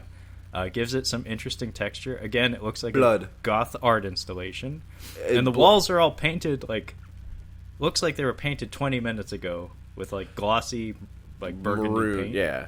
Well, I think they've got the maroon, yeah. They've got the saran wrap on the pillars because blood gets in there. Like, well, we just painted it. We don't want to get blood on it. Like, we just painted the walls red. We don't want. Oh shit, that's more red. There's already going to be enough blood to clean up. It's like, I don't want to have to repaint every time we do a movie. I don't want to have to repaint. This film only costs $10,000. I kill a lot of people in these movies. I kill a lot of people. A lot of people. A lot of people. So it all goes downhill. Come to find out, Anthony Heald has been a piece of shit. He was the mysterious stranger that has been following Nic Cage from minute one. Yeah. And then he's trying to find, he's basically trying to find out if the girl's dead. Everything's put on the table pretty much. And they show Joaquin Phoenix. He takes a picture of his family. He's just like, I want the film back. He puts the photo in his mouth. He pretty much eats the photo. Yeah, I'm guessing ad-libbed. So I think so. Yeah. So the idea here is Nic Cage is disarmed. He's at their mercy. They have Max California. He's been beaten and is tied up. And they're threatening to kill Max California and potentially Nic Cage's family unless he surrenders the original 8mm film. Yeah. Which he conveniently has in the trunk of his car. So they send him out to retrieve the film so they can destroy it because it's the only existing copy of it. And once it's gone, then the mystery's gone. Yeah. We got a fun moment here where Anthony Heald, Mr. Longdale, is sent out to escort Nic Cage to his car, and he asks, "Why do I have to do it?" And Peter Stormare is sitting on the bed with his crossbow in his lap. He's just like, "Because I don't like you, Mr. Longdale." I was like, that's kind of the perfect reason. That's fair. Yeah. Yeah. They go out. He's trying to get some information from him. Like, it was you. You fucking jerked him off while you watched it and all weird We get a shit. lot of exposition here. Yeah, it's stupid. In this walk to the car. During the walk to the car, he gets instead of grabbing it, he doesn't have an extra gun. He just grabs I guess it's a knife. It looks more like a tool. Like, I'm not really sure what it is, but it's a knife, but it's akin to it's akin to Arnold Schwarzenegger's mail order piece of shit from Eraser. If you've ever seen that, I haven't seen that. He has a belt loop knife, loop knife, and well, James Caan calls it a mail order piece of shit. It's concealable, like you can't really see it, and yeah. They go back in and they take the film. Well, before we go back in, there's one little detail I wanted to throw out here. Also, like I said, there's a lot of exposition in this scene. We get basically the plot of the film told to us between these two going back and forth. The idea is Mr. Christian wanted a snuff film, so he had Mr. Longdale, his aide, try to get one. One didn't exist, so he had Mr. Longdale commission one. Yeah. That's how we got where we're at. Yeah. We get a trailer line. the trailer line in this scene. When Anthony Heald is holding Nic Cage at gunpoint out by the car, Nic Cage shouts at him, "I'm trying to understand!" Yeah, that's the only thing I remember about the promotion for this film, is Nic Cage yelling, "I'm trying to understand." And then he gets like the first instance of Cagey and acting in here. Anthony Heald is explaining to him about the creation of the snuff film, and he says, "Yes, why? Yeah, Why?" Yeah, it's pretty cagey. Yeah, it's unfortunately it's only pretty cagey. It's not like full blown cagey, but he touches it for a moment. He touches it. Schumacher allowed him to touch it for a moment. But yeah, we go back in, and some shit goes down. They burn the film. Yeah. And Max California's throat gets slit, and this was the first instance of violence that I suspect was edited for content. Yeah. Because the initial slitting of the throat, there's like almost no effect there. Nothing. There's nothing We there. see it clear as day on screen, but there's like no blood spray, no nothing. It's just sound effect. But then we get a shot of the aftermath where he's like slumped over, and there's blood pouring out. Yeah, as you would if you slit Yeah, somebody's throat. Yeah, that's what's supposed to happen. But the initial throat slit is very tame for the most part. It should look like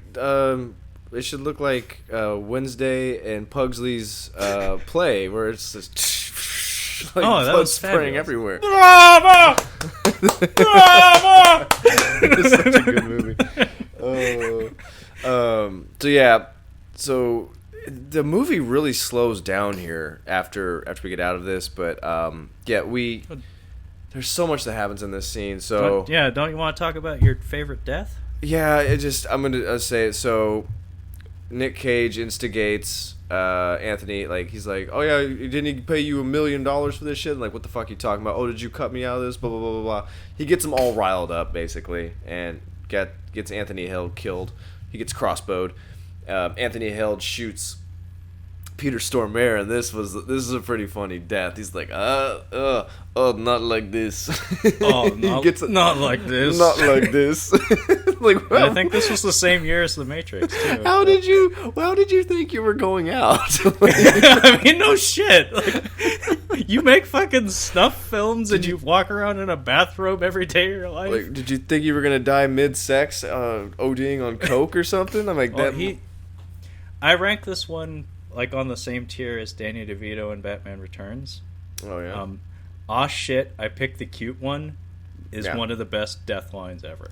When he pulls out that umbrella and it's like the mobile, like a children's mobile with like ducks and like stars on it. Yeah. And he goes, "Ah shit, I picked the cute one." The cute one.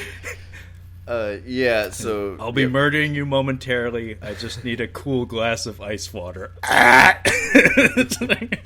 Penguin pallbearers.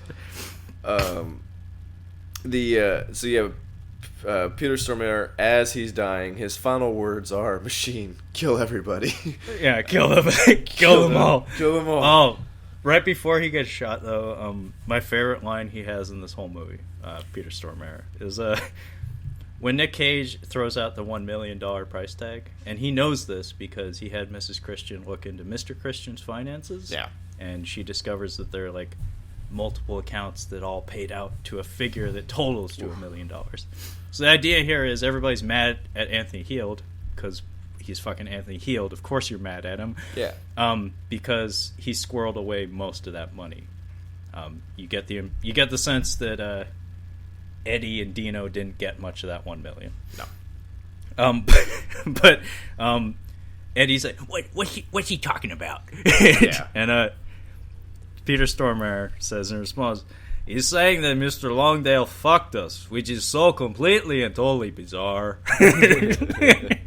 Just the way he delivers this, which is so completely and totally bizarre. He dies, and then Nic Cage is trying to escape, and he knocks over the tray. He's handcuffed to the bed, buddy. Yeah. Machine comes over, he stabs Machine in the stomach, and then he gets the gun off of the table. James Gandolfini is trying to get a gun from underneath the underneath the car or some shit, and he's like, take off the mask, and Machine just shakes his head. He looks so like a little kid or something. He does. He's just like, no, I'm not taking it off. And Machine yells, he's only got one bullet. And Nic Cage shoots his handcuff off, starts running away. He gets to his car. James Gandolfini chases him, shoots at him, doesn't get him, and James Gandolfini gives like a fuck, like god damn it, now we're in it. Now here's where Nic Cage flies like all over the fucking place. Yeah, he hops 2 flights within like 5 minutes of screen time. So seriously. while he's driving like a fucking crazy person through New York, he calls his wife, tells her, get the baby, go to your mom's house or something. He goes, go to where we went to the 4th of July, whatever. Yeah. And she's like asking way too many questions. Like, just do it. Like, the tone that he's telling you to do this in, just fucking do it. Yeah, just do it. She's like, what are you doing? Are you hurt? Are you okay? She does. When he gets to the cabin and she's just like, you hurt? Are you bleeding? Why didn't you call me? Like, just stop talking, please. Just not now. I think it was... Zip it! So yeah, he goes there. He also tells the old lady that the snuff film is real. He's like, snuff film was real. It was real. And he's like, and the lawyer's dead. And he goes to Catherine Keener. He's like, it's all gonna be okay. And he's like, got his shirt off, and he's like, I gotta go finish this or whatever. Oh no, I'm sorry. He goes to the widow's house, and the butler's like, yeah, dude, she dead. Yeah, she offed herself out of guilt or whatever. Yeah. Like you said, rich old white man has to die with his secrets. Yeah. And she instructed the butler to give him 2 envelopes, one with a shit ton of money for Marianne Matthews, his mother. Yeah. And one for Nic Cage, with a note in it that says, try to forget us. Yeah, and he goes back, takes the money, and she's like, when you come back, why might I not be here? And it's kind of weird, and he like hands her the money. He's like, this should be good enough for her education, maybe more. And like, are you dumping her? Are you dumping your wife now to go finish this thing? But he kind of does have to go finish it because like, Machine's fucking crazy. Like, I don't know where these guys are gonna stop. Yeah, so. I don't know what the problem was with the directing of all their scenes together, but her delivery of like, well, we're probably not going to be here when you get back. Yeah, she's not getting it. It's like petulant. Like, it doesn't feel like a wife and husband. He's not explaining anything to her on purpose. He says like, there's things I'm not going to be able to tell you, but she won't let it go. I'm like, would you just please let me finish this one job? Stop it. Oh man, he gives her the money, then he's like, okay, now he has to go back to California. Yeah. And then we get the long sequence. He beats the shit out of Tony Soprano. Yeah, he ambushes Tony Soprano and pays him back with some mafia kicks of his own. Dude, this took like 10 fucking... This whole scene is like 10 minutes of the movie, just with him. It's ridiculous. Yeah, this... Are you talking about the crack den? Yeah, well, yeah, he goes to his house, kidnaps him, and then takes him to the den, like, show me where you guys did it. So I have some comments about the crack den. It's like, okay, so I want the production design of the crack den is wonderful. I love it. I love the graffiti. I want the lighting to be as flat as possible. I want it to look stagey, like it's on a stage. You don't understand, Nicholas. I don't want the audience to feel anything. Nothing. I want it to be flat. Flat. Seriously, the set design of this clearly had a lot of energy and attention to detail put into it. It's a burnt out like crack den house. Yeah. But it looks like a fucking set. Like it looks like a set. It looks like a stage. It looks like the lighting of it is way too bright. It's all blown the fuck out. It looks like where the geography of it is like, wow, they have a lot of square footage in this crack den. It looks like where all the gang members from Colors hang out. Like everybody, just John Cheadle with a boombox blaring right next to his ears. How's he not deaf? Have you seen Colors? I have not. Oh man, that's a great one. That's a good one. We might have to do an episode on that. Might have to put that on the list. But yeah, just the production and design of this really bothered me because it's clearly a lovingly designed set, but it's just lit so poorly. Yeah. And the blocking of the scene is non-existent. They just kind of like walk to the center of the room, and then the camera pushes in. And James Gandolfini tells us the story of everything that happened. We don't get to see any of it. He just tells us a story. It could have easily that would have been good if they would have gone back through like this is how it happened, and then like we get the sequence. No, we don't do that. Apparently, I read that Nic Cage, while they were doing the film, he yelled like, "This is a man!" Like the director was like, "This is a man who knows what he's doing." Apparently, Joel Schumacher didn't film anything extra. He filmed only what he was going to put into the film. Nothing like, well, we might do this. I'm not really sure just yet. He knew he went in and filmed exactly what he wanted, and he didn't get like alternate like subplots and stuff like that. So I guess Nic Cage was really happy that it was just a straightforward filming. There is a method to this madness. Action.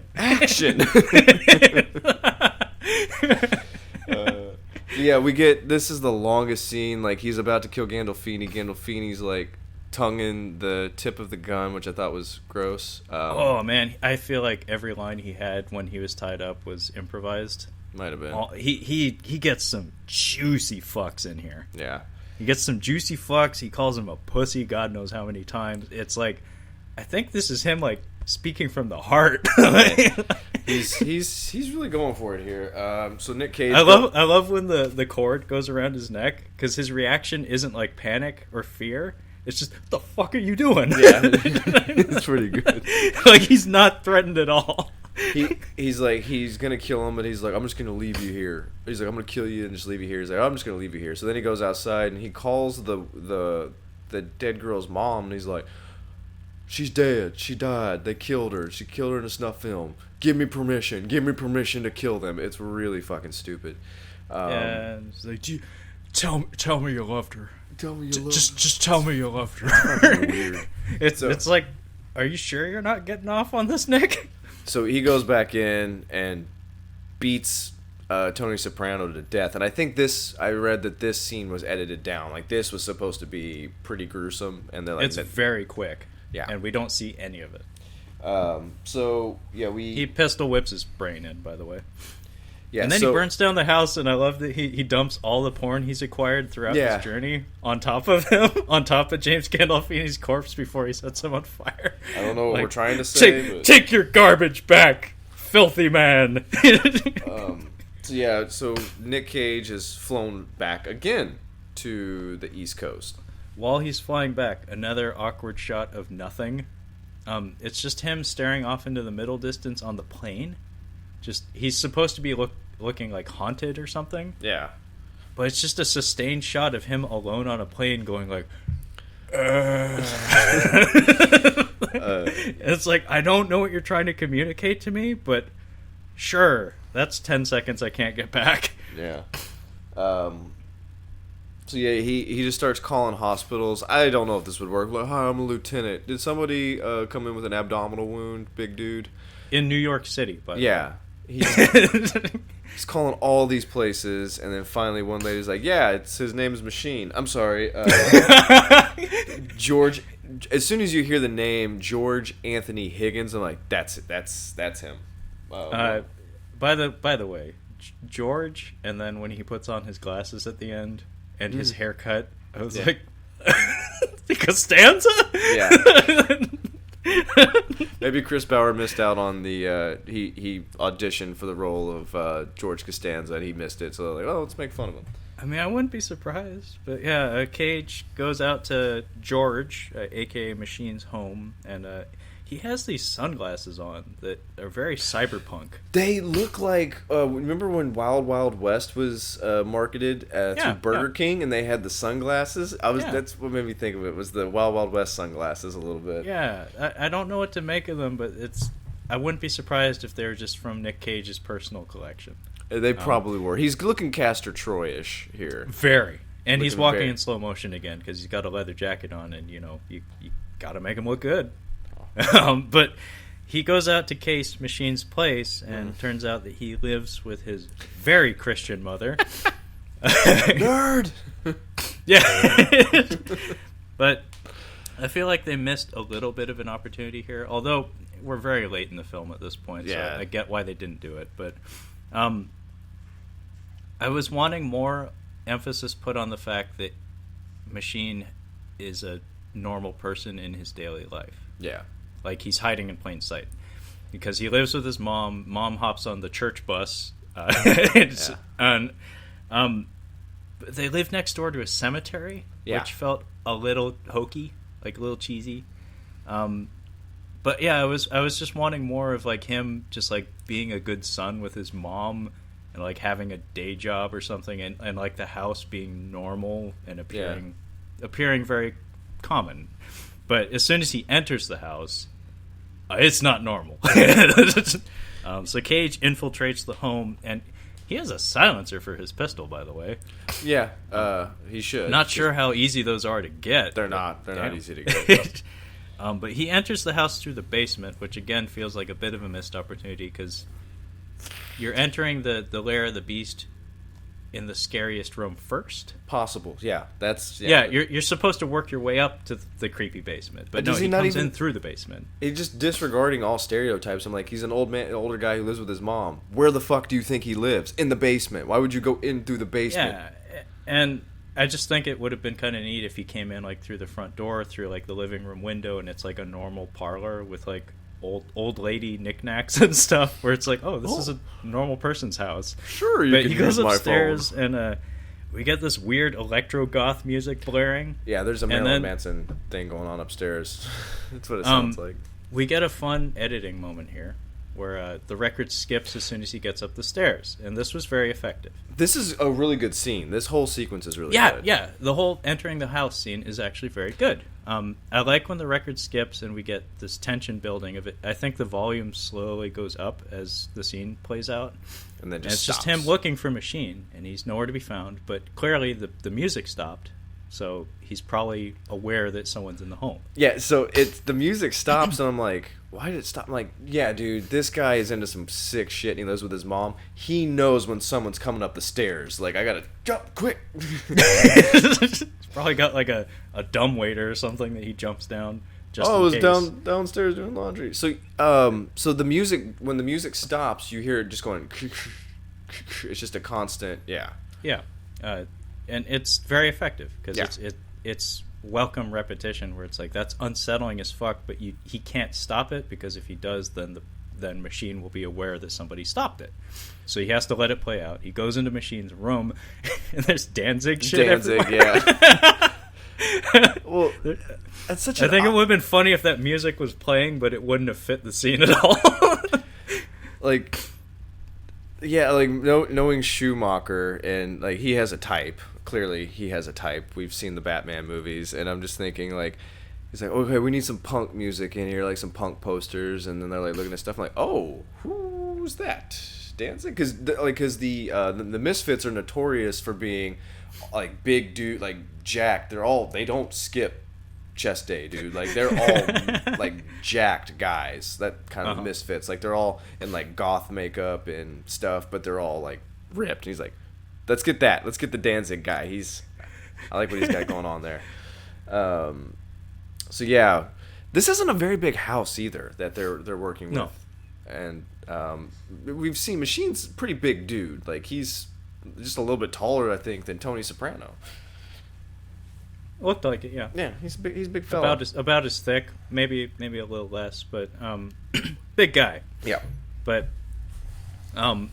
as Nic Cage exits the room and heads back down the stairs, the music starts up again. Yeah. And the timing of it's very good, where it's like just when you're starting to get settled into the fact that it's like, oh, he's not up here. It's like, oh, he is! Yeah. And then Nic Cage runs back up the stairs, and Machine comes running out, and he's got his fucking mask on. Yeah, he does. he comes at Nic Cage with a kitchen knife.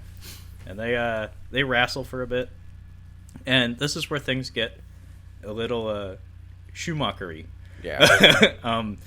They wrestle, and they go out the window together. So out the second-story window onto the mud down below and the cemetery. And the music starts to get operatic. Like, I picked up on that, yeah. Full orchestra, and like it's over the top. It's very out of place, and it feels a bit much, to say the least.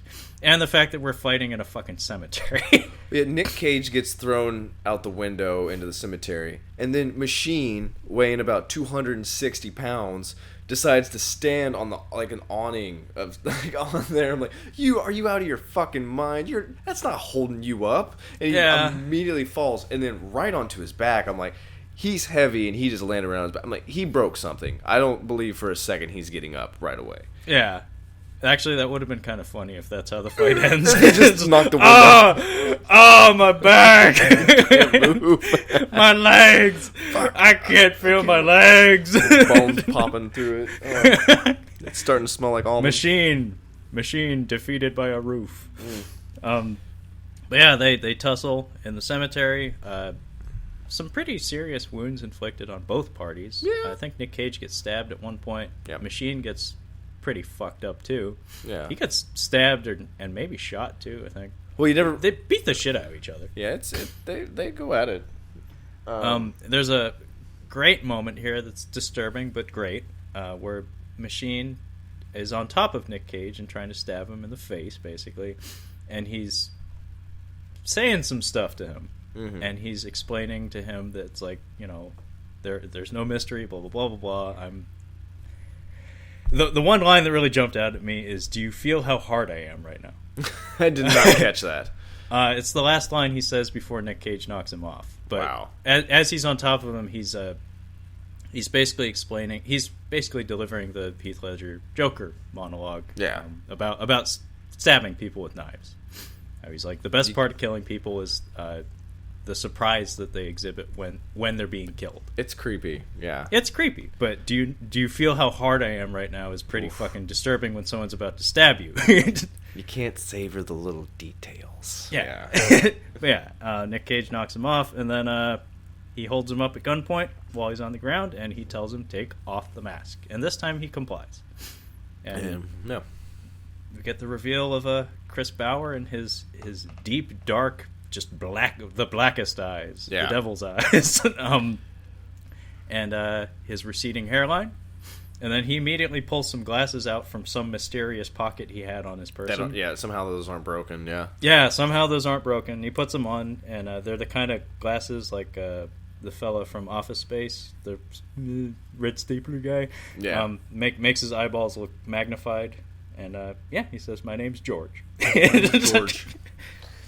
So, yeah, this is where Bauer basically explains, he's just like, Daddy didn't, like, he's buying time. He's gonna make a move on Nic Cage, but he's looking helpless, and he's like, this is just how I am. He's like, my dad didn't rape me, my mama didn't beat me. He's like, I do these things because I enjoy them. Like, I'm not messed up. Because I want to.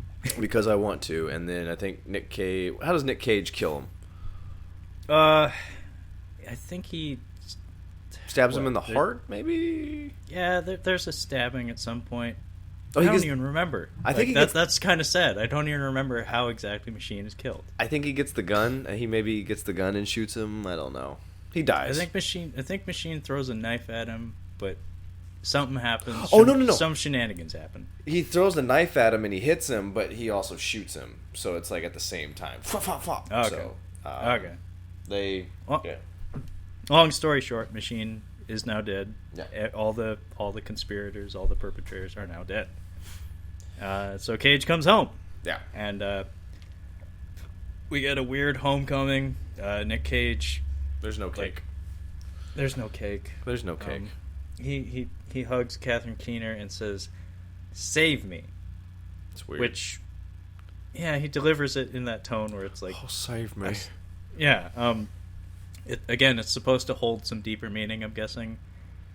The idea is Nic Cage has touched the darkness and needs to be brought back. I need to be brought back. Nothing of what I've seen of their relationship suggests that she is able or willing to do that for him.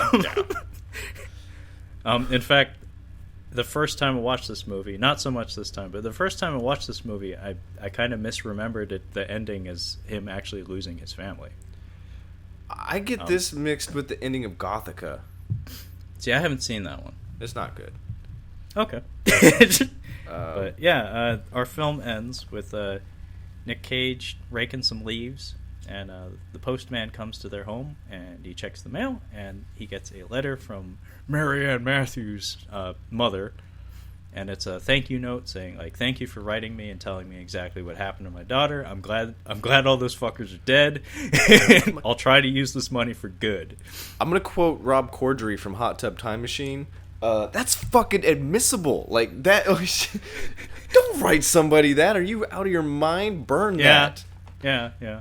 Like that's a hot ticket if you're a detective. Like, woohoo, got it right here. Why is she writing this to you, huh? Do you have anything to do with that? Sure sounds like it. Jeez.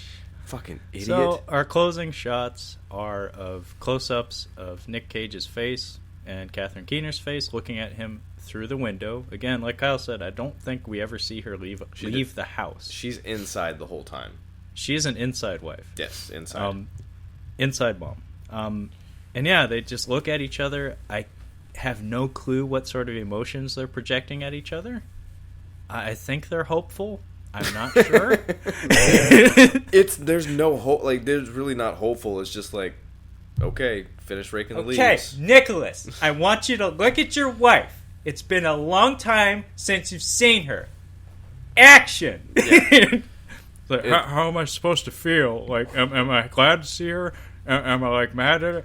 Action! Did you ever Just do it! Did you ever see Bill and Ted's Bogus Journey? I'm made out of the same material as the evil Bill and Ted. You have to direct me what to do. I don't know how to feel. So I'm drowning out here, Joel. I don't know what to do with the scene. Like, you told me to look at her. I'm looking at her, but I don't know what to do with my face. I love it. Whatever you're doing, just keep doing it. Action.